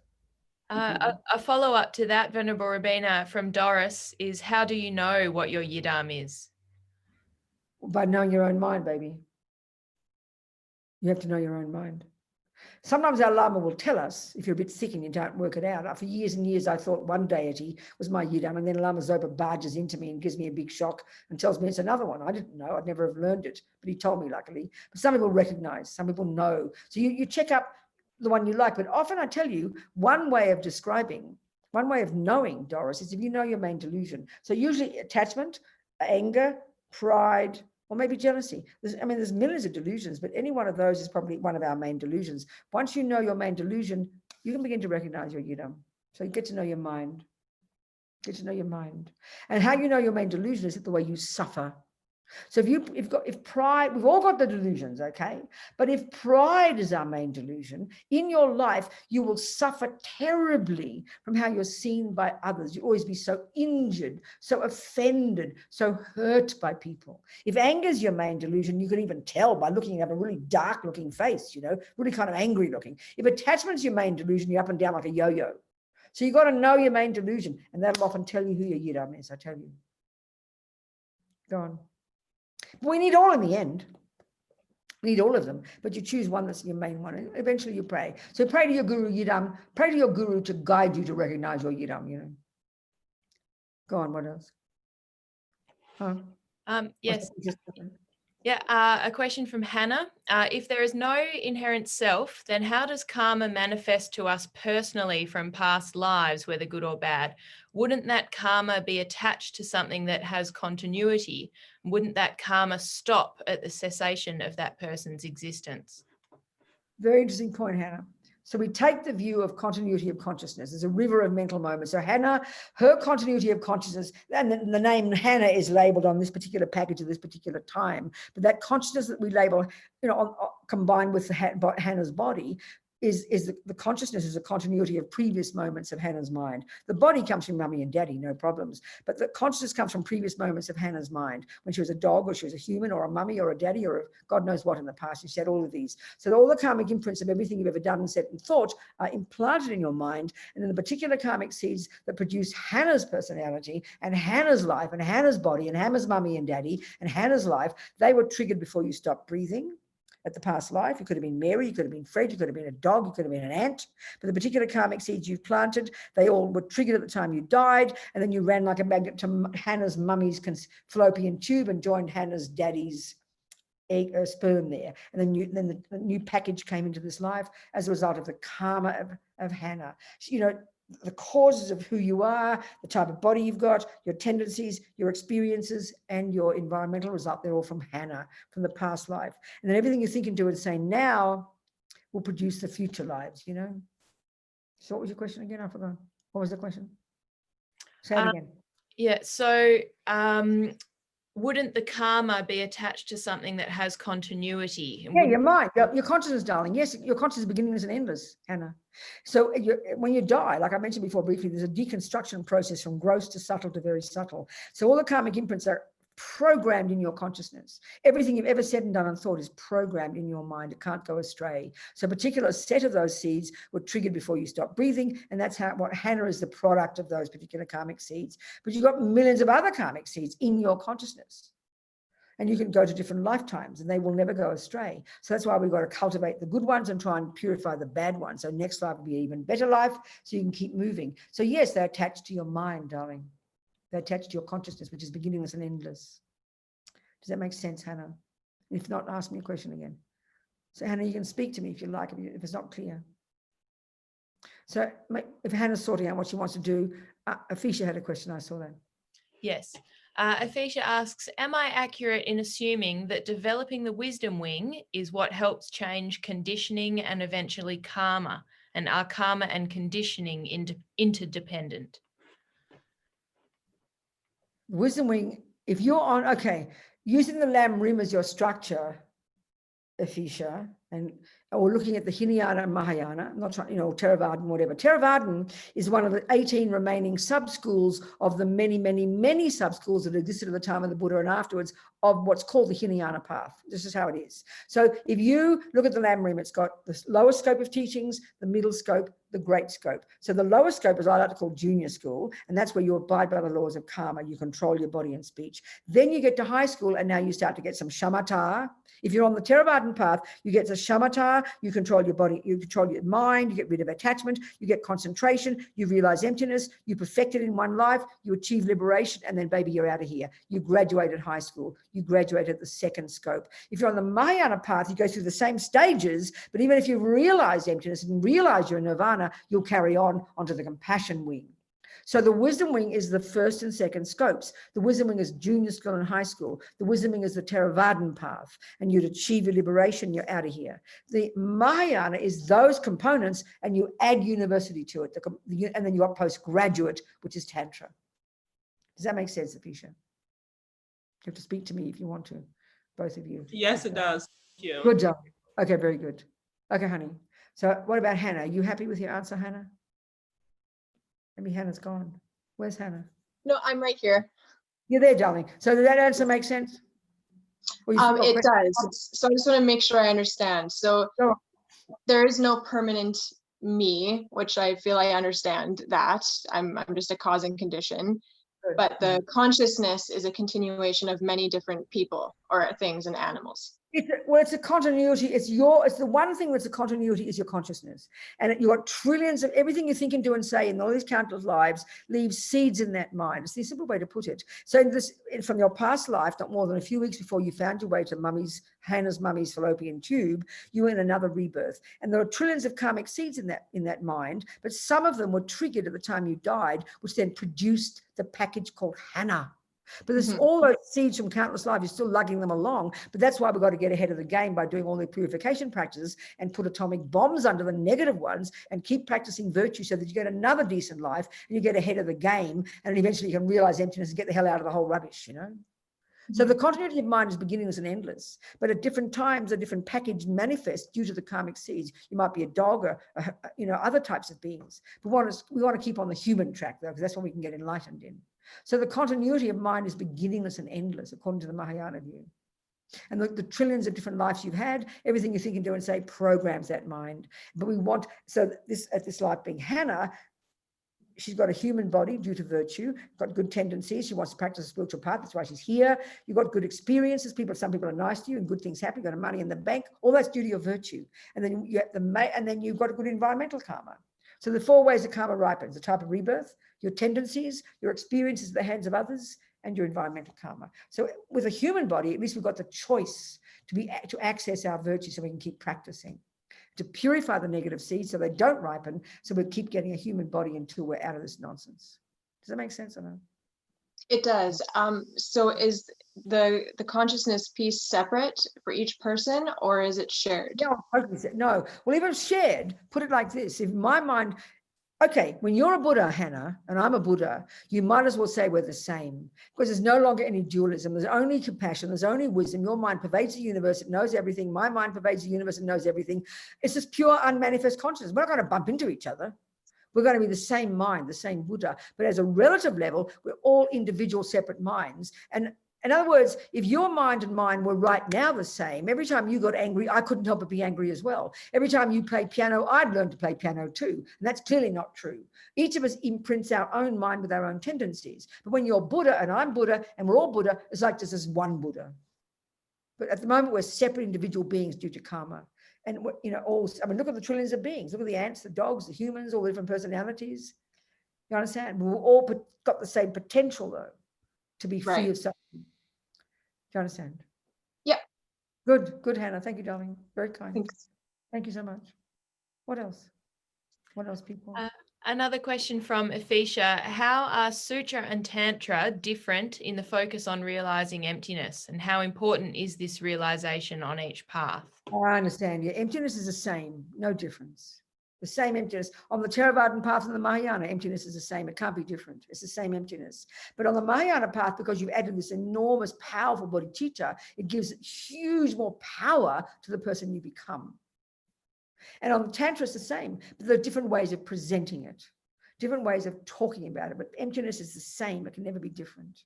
But it's the way, the point is the Tantric path, as Lama Yeshe says, Tantra is highly technical. It's a very speedy way to get to a subtle level of mind. Because we've got to get to the subtle level of mind to realize emptiness. So the subtle level of mind that we accomplish when we get shamatha, which is the sutra path, is much grosser than the subtle mind we get when we practice Tantra. So in other words, Tantra is a quicker way to get to the subtle level of mind, the subtlest level. But the sutra practice is not strong enough to get you to the subtlest level. It'll take you a lot longer. Even on the Mahayana path, it'll take you a lot longer. But the Tantric methods are very brilliant and very skillful that help us quickly get to the subtle level so you can quickly realize emptiness. That's the difference. But the emptiness is the same, Atisha. It's the methods that are quicker and more sophisticated. Do you understand, honey? Yes, I do. Thank you, Venerable Robina. Thank you very much, sweetheart. Okay, what else? Any more questions? I think the questions are important on this topic, you know. Go on. Rachel is asking, what do we do when we think we know what our main delusion is? You just keep working on it. It's amazing. It's wonderful. You keep working on it. I mean, we've all got all of the delusions, but one is a particular way you suffer, you know. So when you get to really realize it, then you keep on progressing on your practice. If you've taken the lay vows and you take the bodhisattva vows and you take the tantric vows, you just keep moving on your practice. You have a group where you go, you have a teacher, you just keep moving. Like in any body of knowledge, you keep moving, you keep moving, you keep moving, keep moving, you keep moving. Does that make sense, Jack? We need good teachers. We need good mentors, you know. We need good teachers to guide us. I mean, this is uncharted territory, for God's sake. So the sooner we can find teachers, the better. That's up to us. What else? Jack has asked, would it be better to focus on a Pure Land rebirth or human? That's a very good question, Jack. Lama Zopa, in his book, How to Face Death Without Fear, which has come out now as a paperback, and I super recommend it. I'm going to be teaching that for, a couple of weeks' time, I think, for the Tup Norby Ling right here in Santa Fe. The timing will be wrong for some of you. But anyway, we're going to use Lama Zopa's book. I've just done it in Brazil. It's a very popular topic. People love studying it. So in there, Rinpoche talks about all the time that the benefit, the options are a human rebirth or a Pure Land rebirth. So what's Pure Land? So like I mentioned before, you've got different ways that the Buddha mind manifests for the sake of sentient beings. So Shakyamuni Buddha looks like a human being. He manifests looking like you and me. And the environment he lives in is this world that we live in. So when the Buddha manifests in the subtle light body, which the Arya Bodhisattvas can see in their meditation, when the Buddha manifests in a subtle light body, let's say as Manjushri, Tara, the countless other Buddhas, because it's a relative reality, a relative form made of light, if we can imagine this, they're blissful beings made of light, then they have an environment also. They don't float in the empty sky. You know, they create also a pure land, an environment in which they function. So when you see these mandalas, you know, these circular drawings, all that is an architectural drawing of a pure land of one of these many Buddhas. Each of them has their own environment, and they're all made of, just like their mind, their body is made of light, so their environment is made of light. So most of these pure lands of these Buddhas, you can only get born in those when you've got high realizations, when you're an Arya Bodhisattva or something, when you've realized emptiness. But Lama Zopa talks in this particular book all the time about Amitabha's pure land. That Amitabha, that this is the only pure land that an ordinary person who hasn't realized emptiness yet, that an ordinary person can be born in. And the advantage of a pure land, if you can try and conceptualize such a thing, a subtle level of reality, we've got no gross body. You know, you're surrounded by Buddhas, it's all radiant and blissful. You don't need sex and drugs and rock and roll and toilets and sleep. Only this gross body, we need that. So you can get enlightened very quickly. And the only reason to go there is to get enlightened quickly. So you can come back down to the human realm, come back to the human realm to benefit others. So it's brilliant to get born in Amitabha's pure land, but the only reason to get born there is so you can quickly become enlightened. That's all. Driven by bodhicitta, in other words. And then you come back to the human realm. I remember there's a monk in Kopan in the office there. The people all say that the Lamas have said that his recent rebirth was in a pure land. So he's come back as a human. He told me off.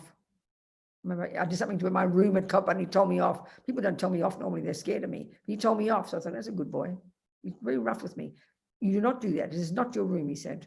I was very, I had to confess to him, apologize. He's a wonderful monk. It was very funny. So that clear, I hope, Jack? Lama Zopa talks about it, how to get born in Amitabha's pure land. It's in the book. It did. Thank you very much. Good. Thanks, Jack. Thanks, darling. What else, folks? Question? Matt is asking, what is it about Tantra that makes it faster and more effective? It's just a particular, as Lama Yeshe says, Tantra is highly technical. It's a particular method. Quite simply, it's a particular method of, I mean, to describe the method is another thing, but it is a method of quickly getting the mind to be a very subtle level. It's one way of saying. That's all. So as to why it's quicker, then you've got to understand there's much more to be understood, you know. Another way of talking about Tantra, there's different ways of talking about it.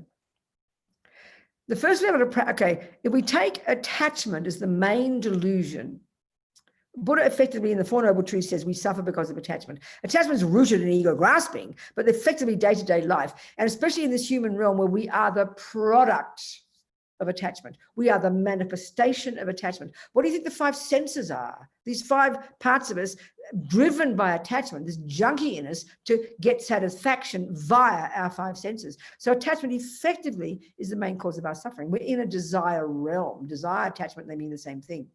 So the very first level of attachment is control the servants of attachment, control the servants of the delusions, control your body and speech. So at that level, it's like if you're an alcoholic, nobody expects you to give up addiction or attachment. They're the same meaning. Nobody expects you to give up addiction to alcohol while you continue to drink alcohol. We all know that's insanity. So what do? You've got to give up the object. That's the first level of practice. So given that we're all driven by attachment, we first control the servants of attachment, which is our body and speech. So when you've got severe attachment or severe anger, you remove yourself from the objects that activate it. That's the first level of practice. You're playing safe.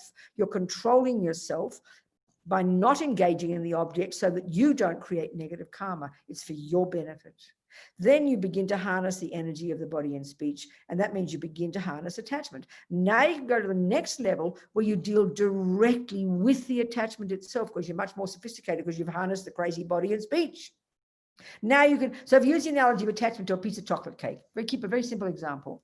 The first level, you can't control yourself, so you leave the chocolate cake on the plate. You do not have it. You calm your body and speech down. Now, eventually, when you've really gone beyond, you're really able to control your body and speech. At the next level, you now get to the attachment. You get to the root of attachment, and you unpack and unravel the conceptual story that causes you to be such a junkie.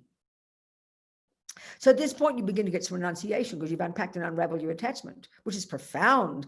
Now you could argue, because you're more controlled with your body, speech, and mind, you could even now engage maybe a little bit in the chocolate cake without going berserk, because you're under control. You've harnessed your body, your speech, and your mind. That's what renunciation means. You're really an advanced person by now. Amazing. So the very first level, you leave the chocolate cake alone because your attachment's out of control. Now you're under control of your attachment. You can even taste the chocolate cake without being too berserk because you're so incredible. You've got such renunciation. Now you go to the Mahayana path, and now you start developing love and compassion for others. And at this level, your love and compassion is so stupendous that you can even eat cake for the sake of another now, and it will not disturb you because your attachment is so subdued.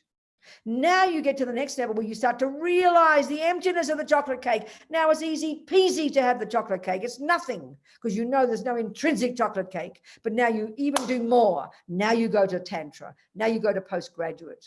And now at that level, not only can you even eat the chocolate cake without going berserk, the Buddha would recommend this highest level of practice is you consciously engage in the object of attachment, because Tantra is a method to energize the bliss that arises from contact with attachment objects, because we've got a body made of the five senses. It's just the genius yogis in the past, including the great Hindu yogis, that are able to understand the subtle level of the physical nature of the body and how it's a sensory body based upon attachment. So when you've completely harnessed attachment, when you're beyond attachment, because you're in the body of attachment, you're able to utilize the bliss that comes from contact with the chocolate cake consciously. And that bliss combined, that bliss is like a rocket that gets you easily in your concentration, makes the bliss is like a rocket that makes your concentration very subtle, very quickly. And then you can easily become enlightened. So it's a question of degree. First you leave the cake alone. Next you can begin to have a bit of it. Next you can even do it out of compassion and won't disturb you. Then you realize emptiness and there's no problem at all. And now you engage in it consciously, because it's been found due to these brilliant yogis and their understanding of the subtle physical energies, highly technical, as Lama Yeshe says, that on the with the combination of concentration combined with bliss, bliss is like a rocket boost, or the opposite of a rocket boost, gets you to the subtlest level very, very quickly. So it's utilizing bliss, which only the person who's given up attachment can do. Because you're no longer in the thrall of delusions. You've gone beyond. So it's a skillful, quick method using bliss that's what's triggered by contact with attachment objects, by the beings who've given up attachment. It gets the bliss gets the mind to the subtlest level. And with that, you can become enlightened. Quickly. So quickly, apparently. Hope that helps. What else? I think we haven't finished, but I think we've finished. It's sort of like finished. It's only 22. We can always finish early. Venerable Robina, if there is time, if you could read to us the Panchen Lama's text, that would be. Oh, that's right. You want that, don't you? Okay, let's do it. Just for the transmission of the text, we can read that. Okay, let's get it. We Where did is it? have a couple more questions here, Venerable Robina. Let's get it. Go on. Tell me the question. Eleanor wanted to ask a question. Eleanor, do you want to unmute yourself and ask me the question, baby? Go on. Unmute. Can you hear me? I can you hear me? I can, darling. You talk to me. Thank you. It's not. I didn't want to ask a question. Oh, I wanted to share I wanted to share something that happened to me about. I was nursing a little boy who was 5 years of age. He was born with severe disabilities. Yes. And he died. Yes. And after his death, he was between his parents on the bed. And after his death, I looked at the foot of the bed. This is before I was involved with Buddhism. Yes. And he was sitting as a little Buddha on the corner of the end of the bed. Well, there you go. I mean, this is very fascinating, Eleanor.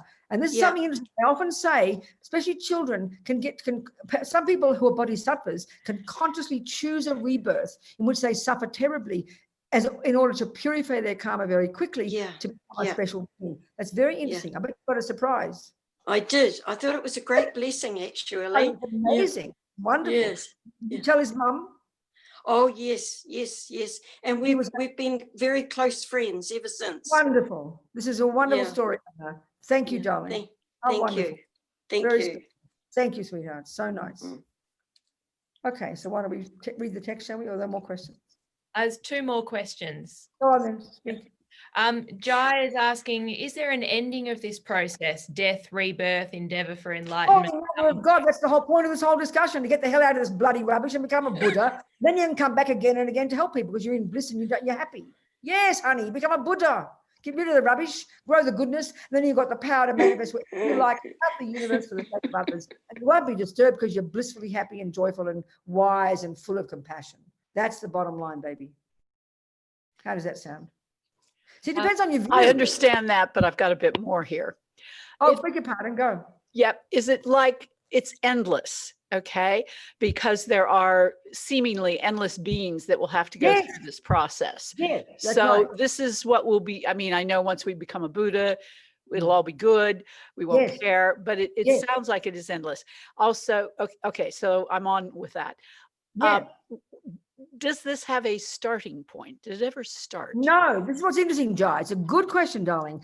The Buddha's saying we all believe there is a beginning, but the point about the beginning for the Buddha, even at the level of impermanence, which is a lower level teaching, that it's not a possibility or cause and effect. It's by definition impossible to have a first moment of something, because a first moment implies it didn't have a previous cause. So if we posit the law of cause and effect, which Buddha says runs the universe, and I think we agree scientifically, then you can't, it's like, as the Dalai Lama said, Big Bang, no problem, just not the first Big Bang, that's all. So no, as shocking as it sounds to us, and only because we grasp at thinking there must be a beginning, the Buddha says, no, necessarily everything is beginningless. So if the universe consists of matter, the 4 elements, and the minds are non-physical, then as His Holiness says, Big Bang, no problem, just not the first Big Bang. So as nutty as it sounds to us,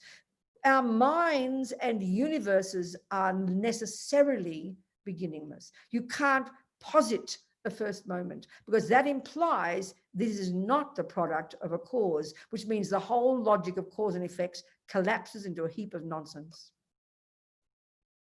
What do you think, Jai?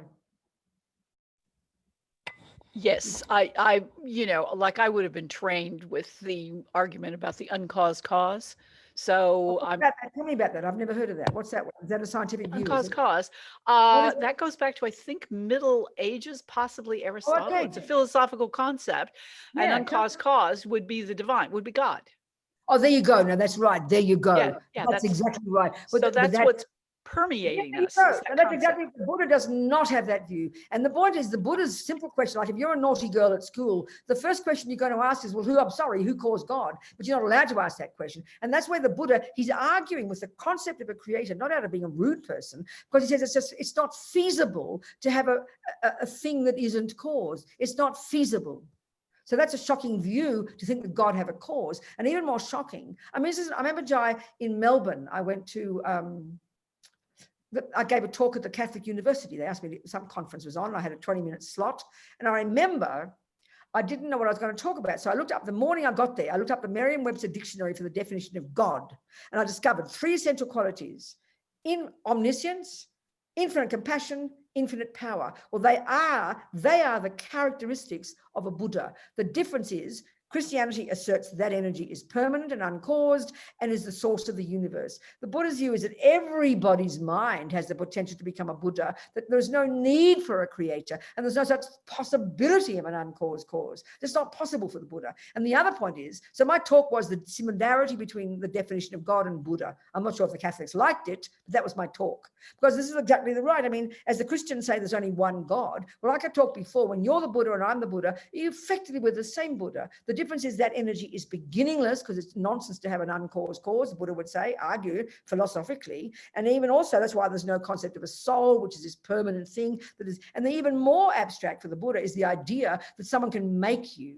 I mean, if God makes me, as far as the Buddha is concerned, then I am God. I can't never not be God. And that's clearly a heresy to say that. So there's many interesting differences. And it's all based on emptiness and dependent arising and cause and effect. Do you understand what I'm saying, Joe?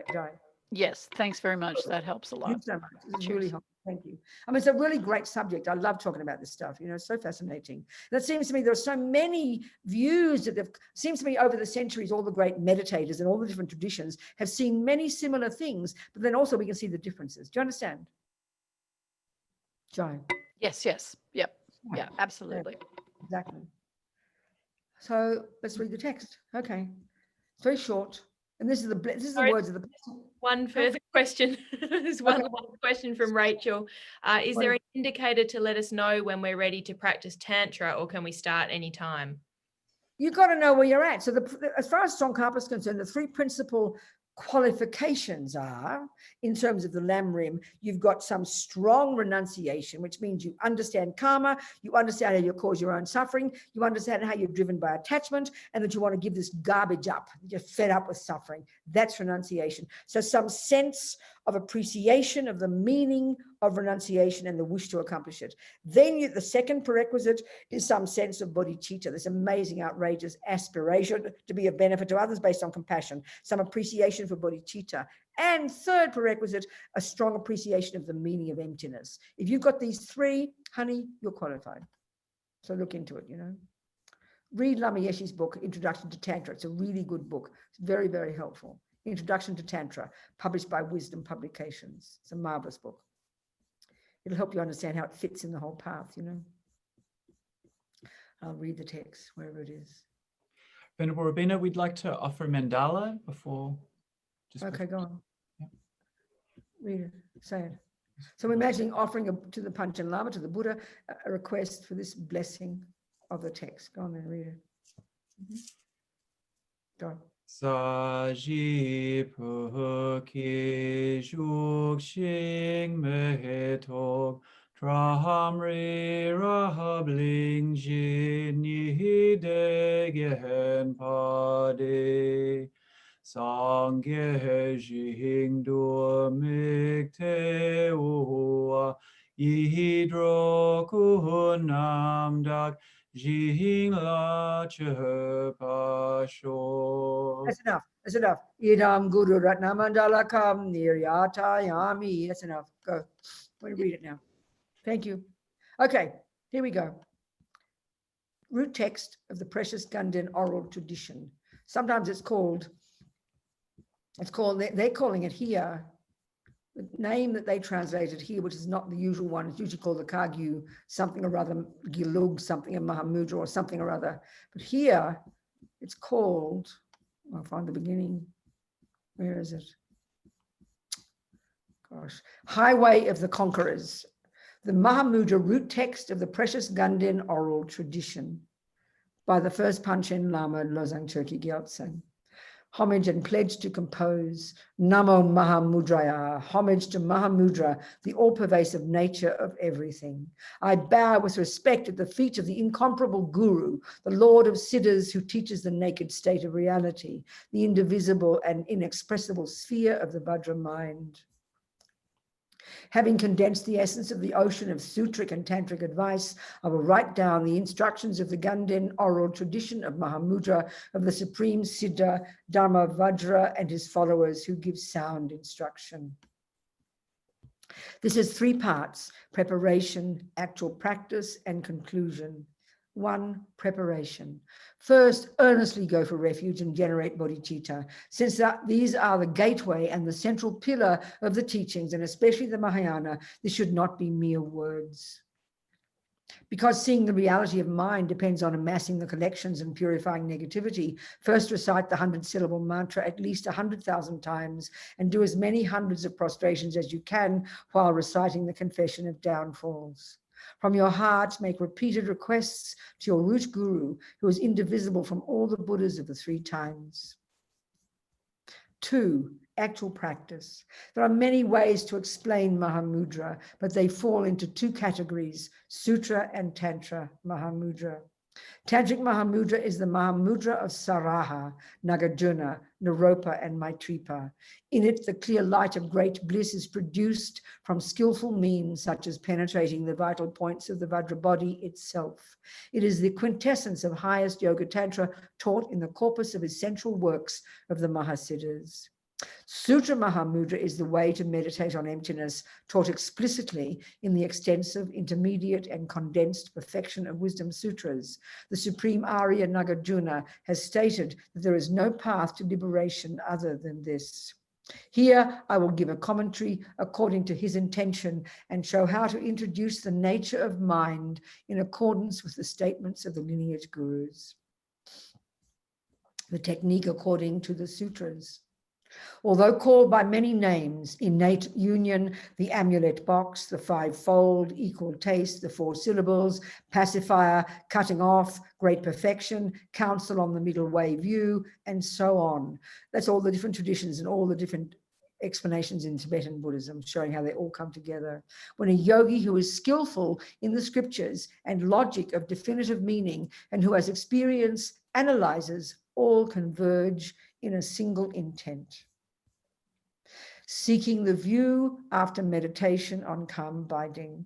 Between the 2 approaches of 1, seeking meditation on karma binding on the basis of the view, and 2, seeking the view on the basis of meditation on karma binding, the explanation here follows the 2nd approach.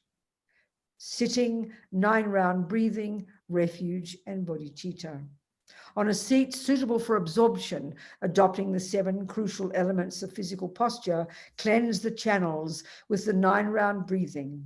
At the beginning, with lucid awareness, thoroughly release all impurities, and with a pure, virtuous mind, go for refuge and generate bodhicitta.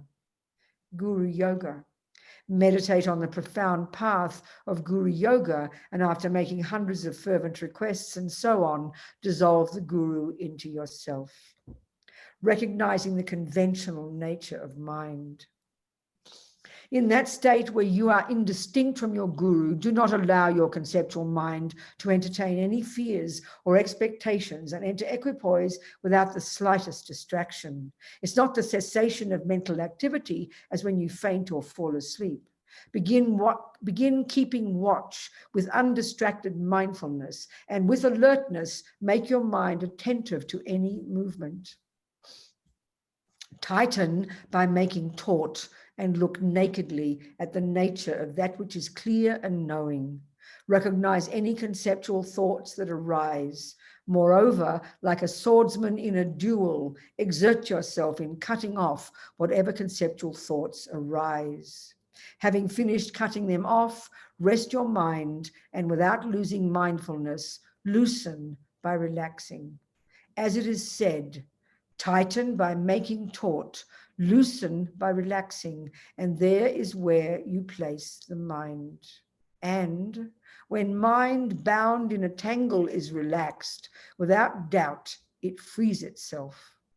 In accordance with these statements, relax without becoming distracted. As you look at the nature of whatever conceptual thoughts arise, they disappear on their own, and a vacuity dawns. Similarly, if you investigate when the mind is still, a non-obstructing and empty clarity is vivid, it is called, Similarly, if you investigate when the mind is still, a non-obstructing and empty clarity is vivid. It is called seeing that stillness and movement are integrated. Recognize as movement of the mind whatever conceptual thoughts are generated, and without blocking them, focus on their nature. This is similar to the example of the bird that flies from a boat. As it is said, like the crow that flies off a boat and after circling around it, lands on it again. Having practiced in this way, the nature of any equipoise is a space of vacuity, since it is a non-obstructing, lucid, clear, and unobstructed, because it is non-obstructing, lucid, clear, and unobstructed by anything material. It is also vivid, since anything can appear. This reality of the mind is indeed perceived directly with insight, but it can't be indicated, grasped at, or named as this. These days, most of the great meditators of the land of snows agree that placing the mind in a relaxed manner on whatever dawns without grasping is renowned as instruction kindling Buddhahood. I, Chökyi Gyaltsen, say that for beginners, this is an amazing, skillful method, establishing a stillness of the mind and a way to introduce the conventional mind. Recognizing the ultimate reality of the mind. As for the way to introduce the reality of the mind, I will record the oral instruction of my root guru. He is the pristine wisdom of all Buddhas who assume the aspect of a saffron-robed monk and remove the darkness of my confused mind. From within that very state of earlier equipoise, investigate intelligently with subtle awareness the essence of the individual who is meditating, just like a small fish that moves in lucid waters without causing any disturbance. Arya Nagarjuna himself stated, the individual is not earth, is not water, is not fire, is not wind, is not space, is not awareness. It is not all of these. Yet what individual is there other than these? Just as the individual is not real because it is composed of the 6 elements, likewise the elements themselves are not real because they are themselves composite. When, having investigated according to his statement, you find not even an atom of the equipoise, and the practitioner who enters equipoise sustain a space-like equipoise, single-pointedly and without distractions. Moreover, from within the state of equipoise, various objects appear and proliferate in this non-obstructing vacuity that is not established as material form. Recognize this non-obstructing continuum, the mind that engages continuously as clear and knowing. The conceiving mind appears to not rely on anything else, and as for the objects that it apprehends, Protector Shantideva has stated, what is called a continuum or a collection is false, in the same way as are a mala, an army, and so on. Relying on scriptures and logic, enter single-pointed equipoise in the state where things do not exist in the way they appear. In brief, as my spiritual teacher, Lama Yeshe, who understood everything in accordance with reality, said, when you fully understand that whatever dawns in your mind is apprehended conceptually, the sphere of ultimate reality will dawn without your needing to rely on anything else. Once you place your mind in the knowledge of that dawning, dwell on it in single-pointed equipoise. How amazing. Similar to this statement, Padampa Sangye also stated, people of Dingri make the lance of awareness twirl within the empty state. The view is unimpeded and unobstructed. These instructions converge in the same point. Conclusion, dedication. Afterward, dedicate whatever positive roots of virtue were created from having meditated on Mahamudra, along with the ocean of your virtue collected in the past, present, and future toward unsurpassable great enlightenment. Having cultivated your mind in this way, whenever you investigate in great detail the way any object of the 6 types of consciousness appears, the way it exists will dawn nakedly and vividly. Recognize whatever arises in your mind. In brief, do not grasp at the inherent existence of whatever objects appear, such as your mind and so on, and always sustain with certainty the way they exist. With such understanding, all phenomena in samsara and nirvana are united in a single essence. Aryadeva confirms this by explaining that whoever sees one entity sees all entities. Whatever is the emptiness of one is the emptiness of all. The mind that is properly placed in equipoise on reality is indeed completely free from elaborations with respect to samsara and nirvana, such as existence, non-existence, and so on. Once you have risen from that equipoise, when you investigate, you see that although agents, actions, and dependent originations exist merely through being imputed with a name, they still undeniably appear like a dream, a visual distortion, a moon's reflection on water, and a mirage.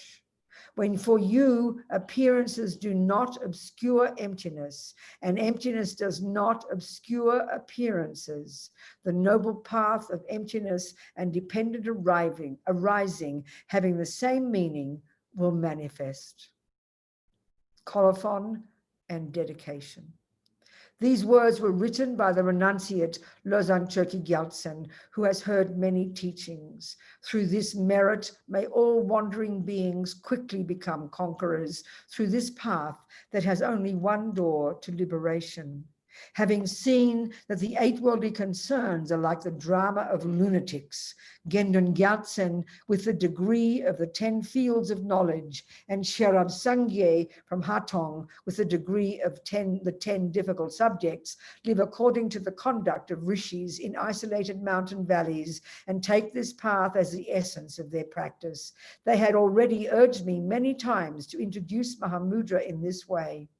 In particular, the great Ensapa himself, the omniscient conqueror and lord of masters and attainments, has said, I have written an explanation similar to the Lamrim of the Kadampas, starting from the proper way to rely on the spiritual master up to calm abiding and insight, in a song of realizations as advice from myself and others, without including at the end this path that has just been explained. I am not able to write down the ultimate instruction of Mahamudra that is not well known in the land of snows.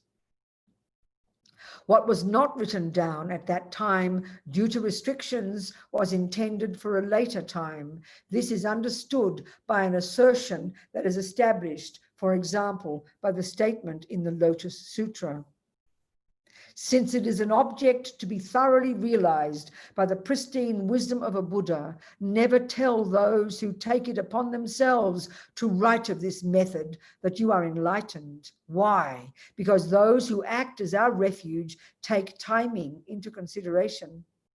I, Losang Chökyi Gyaltsen, who upholds the immaculate instruction of Sutra and Tantra and the undefiled stream of blessings of those who actually practice this path, have also become part of this lineage, starting from the unparalleled teacher, the king of the Shakyas, all the way down to my own root guru, Sangha Yeshe, who knows everything and sees everything. Without introducing impurities of Samaya, I composed this text in Genden Narpa Gyalwe Ling. Okay, that's it. May we get the blessings from all the lamas right back to Panchen Lama, right back to the Buddha in the lineage of holy beings. How marvelous. Thank you, Venerable Robina. We have So I think we dedicate now.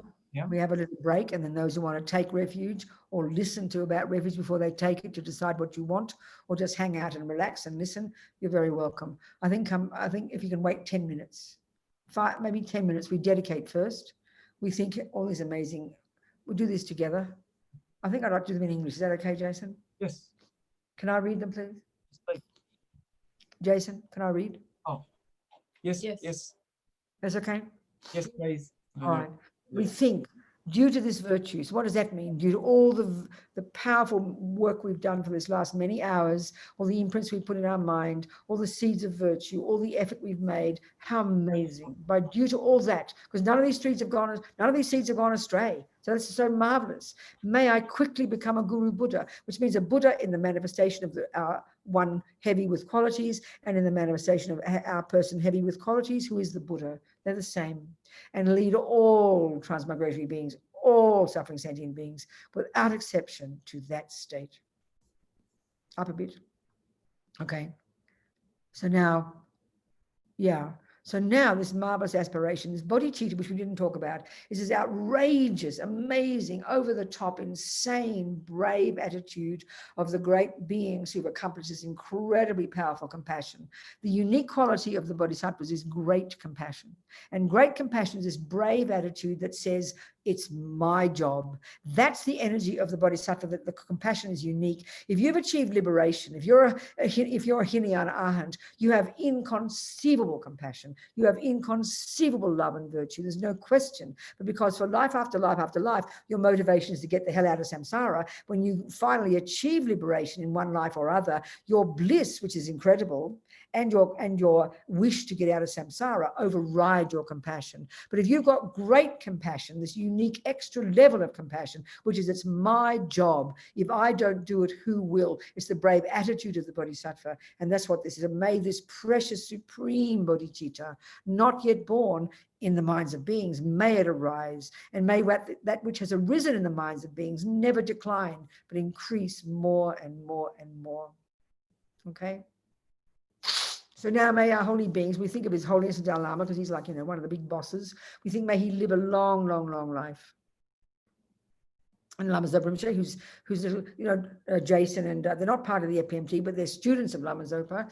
That's why their little name, Zopa Noble Park, the little study group. They haven't become part of the FPMT yet, but they're students of Lama Zopa. So because of that, we'll just think these words that, for His Holiness, go back a bit, for His Holiness, to say these words.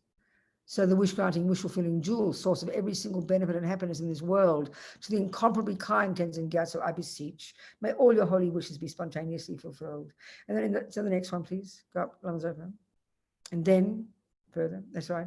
So you uphold the subduer's moral way, who serve as the bountiful bearer of all, sustaining, preserving, and spreading Manjunath's victorious doctrine, who masterfully accomplishes magnificent prayers honoring the three jewels, the three sublime ones. Savior of myself and others, your disciples, please, please live long. May all our teachers, all our gurus, all those heavy with qualities, all the knowledge holders, because they're the ones we meet in human form who show us the way. May they all live long, long, long lives. Okay. We would also like to offer the long life brief of Venerable Robina. Okay, so victorious one for the your own teacher while you're doing this. Any of your own teachers, go on. Dharmakaya, the great bliss embraced by great compassion, my perfect Aryatara, who in an ordinary form are the guide for us pitiful transmigrating beings left guideless, how kind you are. May all your wishes be instantly fulfilled, and may your life be stable until samsara ends. O mighty one, you who destroy all the enemy of delusions, who reveal the Dharma of scripture and realization, spreading it in the mental continuum of transmigrating beings, thereby eliminating the two obscurations, including their imprints, how kind you are. May all your wishes be instantly fulfilled, and may your life be stable until samsara ends. By the blessings of the Guru, the deity, and the Dharma protectors, and unbetraying actions and their results, as well as the truth of ultimate reality, in all my lifetimes may I only please and never displease for even 1 second the Guru, and may the vital points of my prayers be fulfilled. Okay, good. Okay, this is wonderful. Let me see all the faces again. I'm going to say goodbye to you all, and I'll see you all in maybe about 7 minutes if you all hang around. If those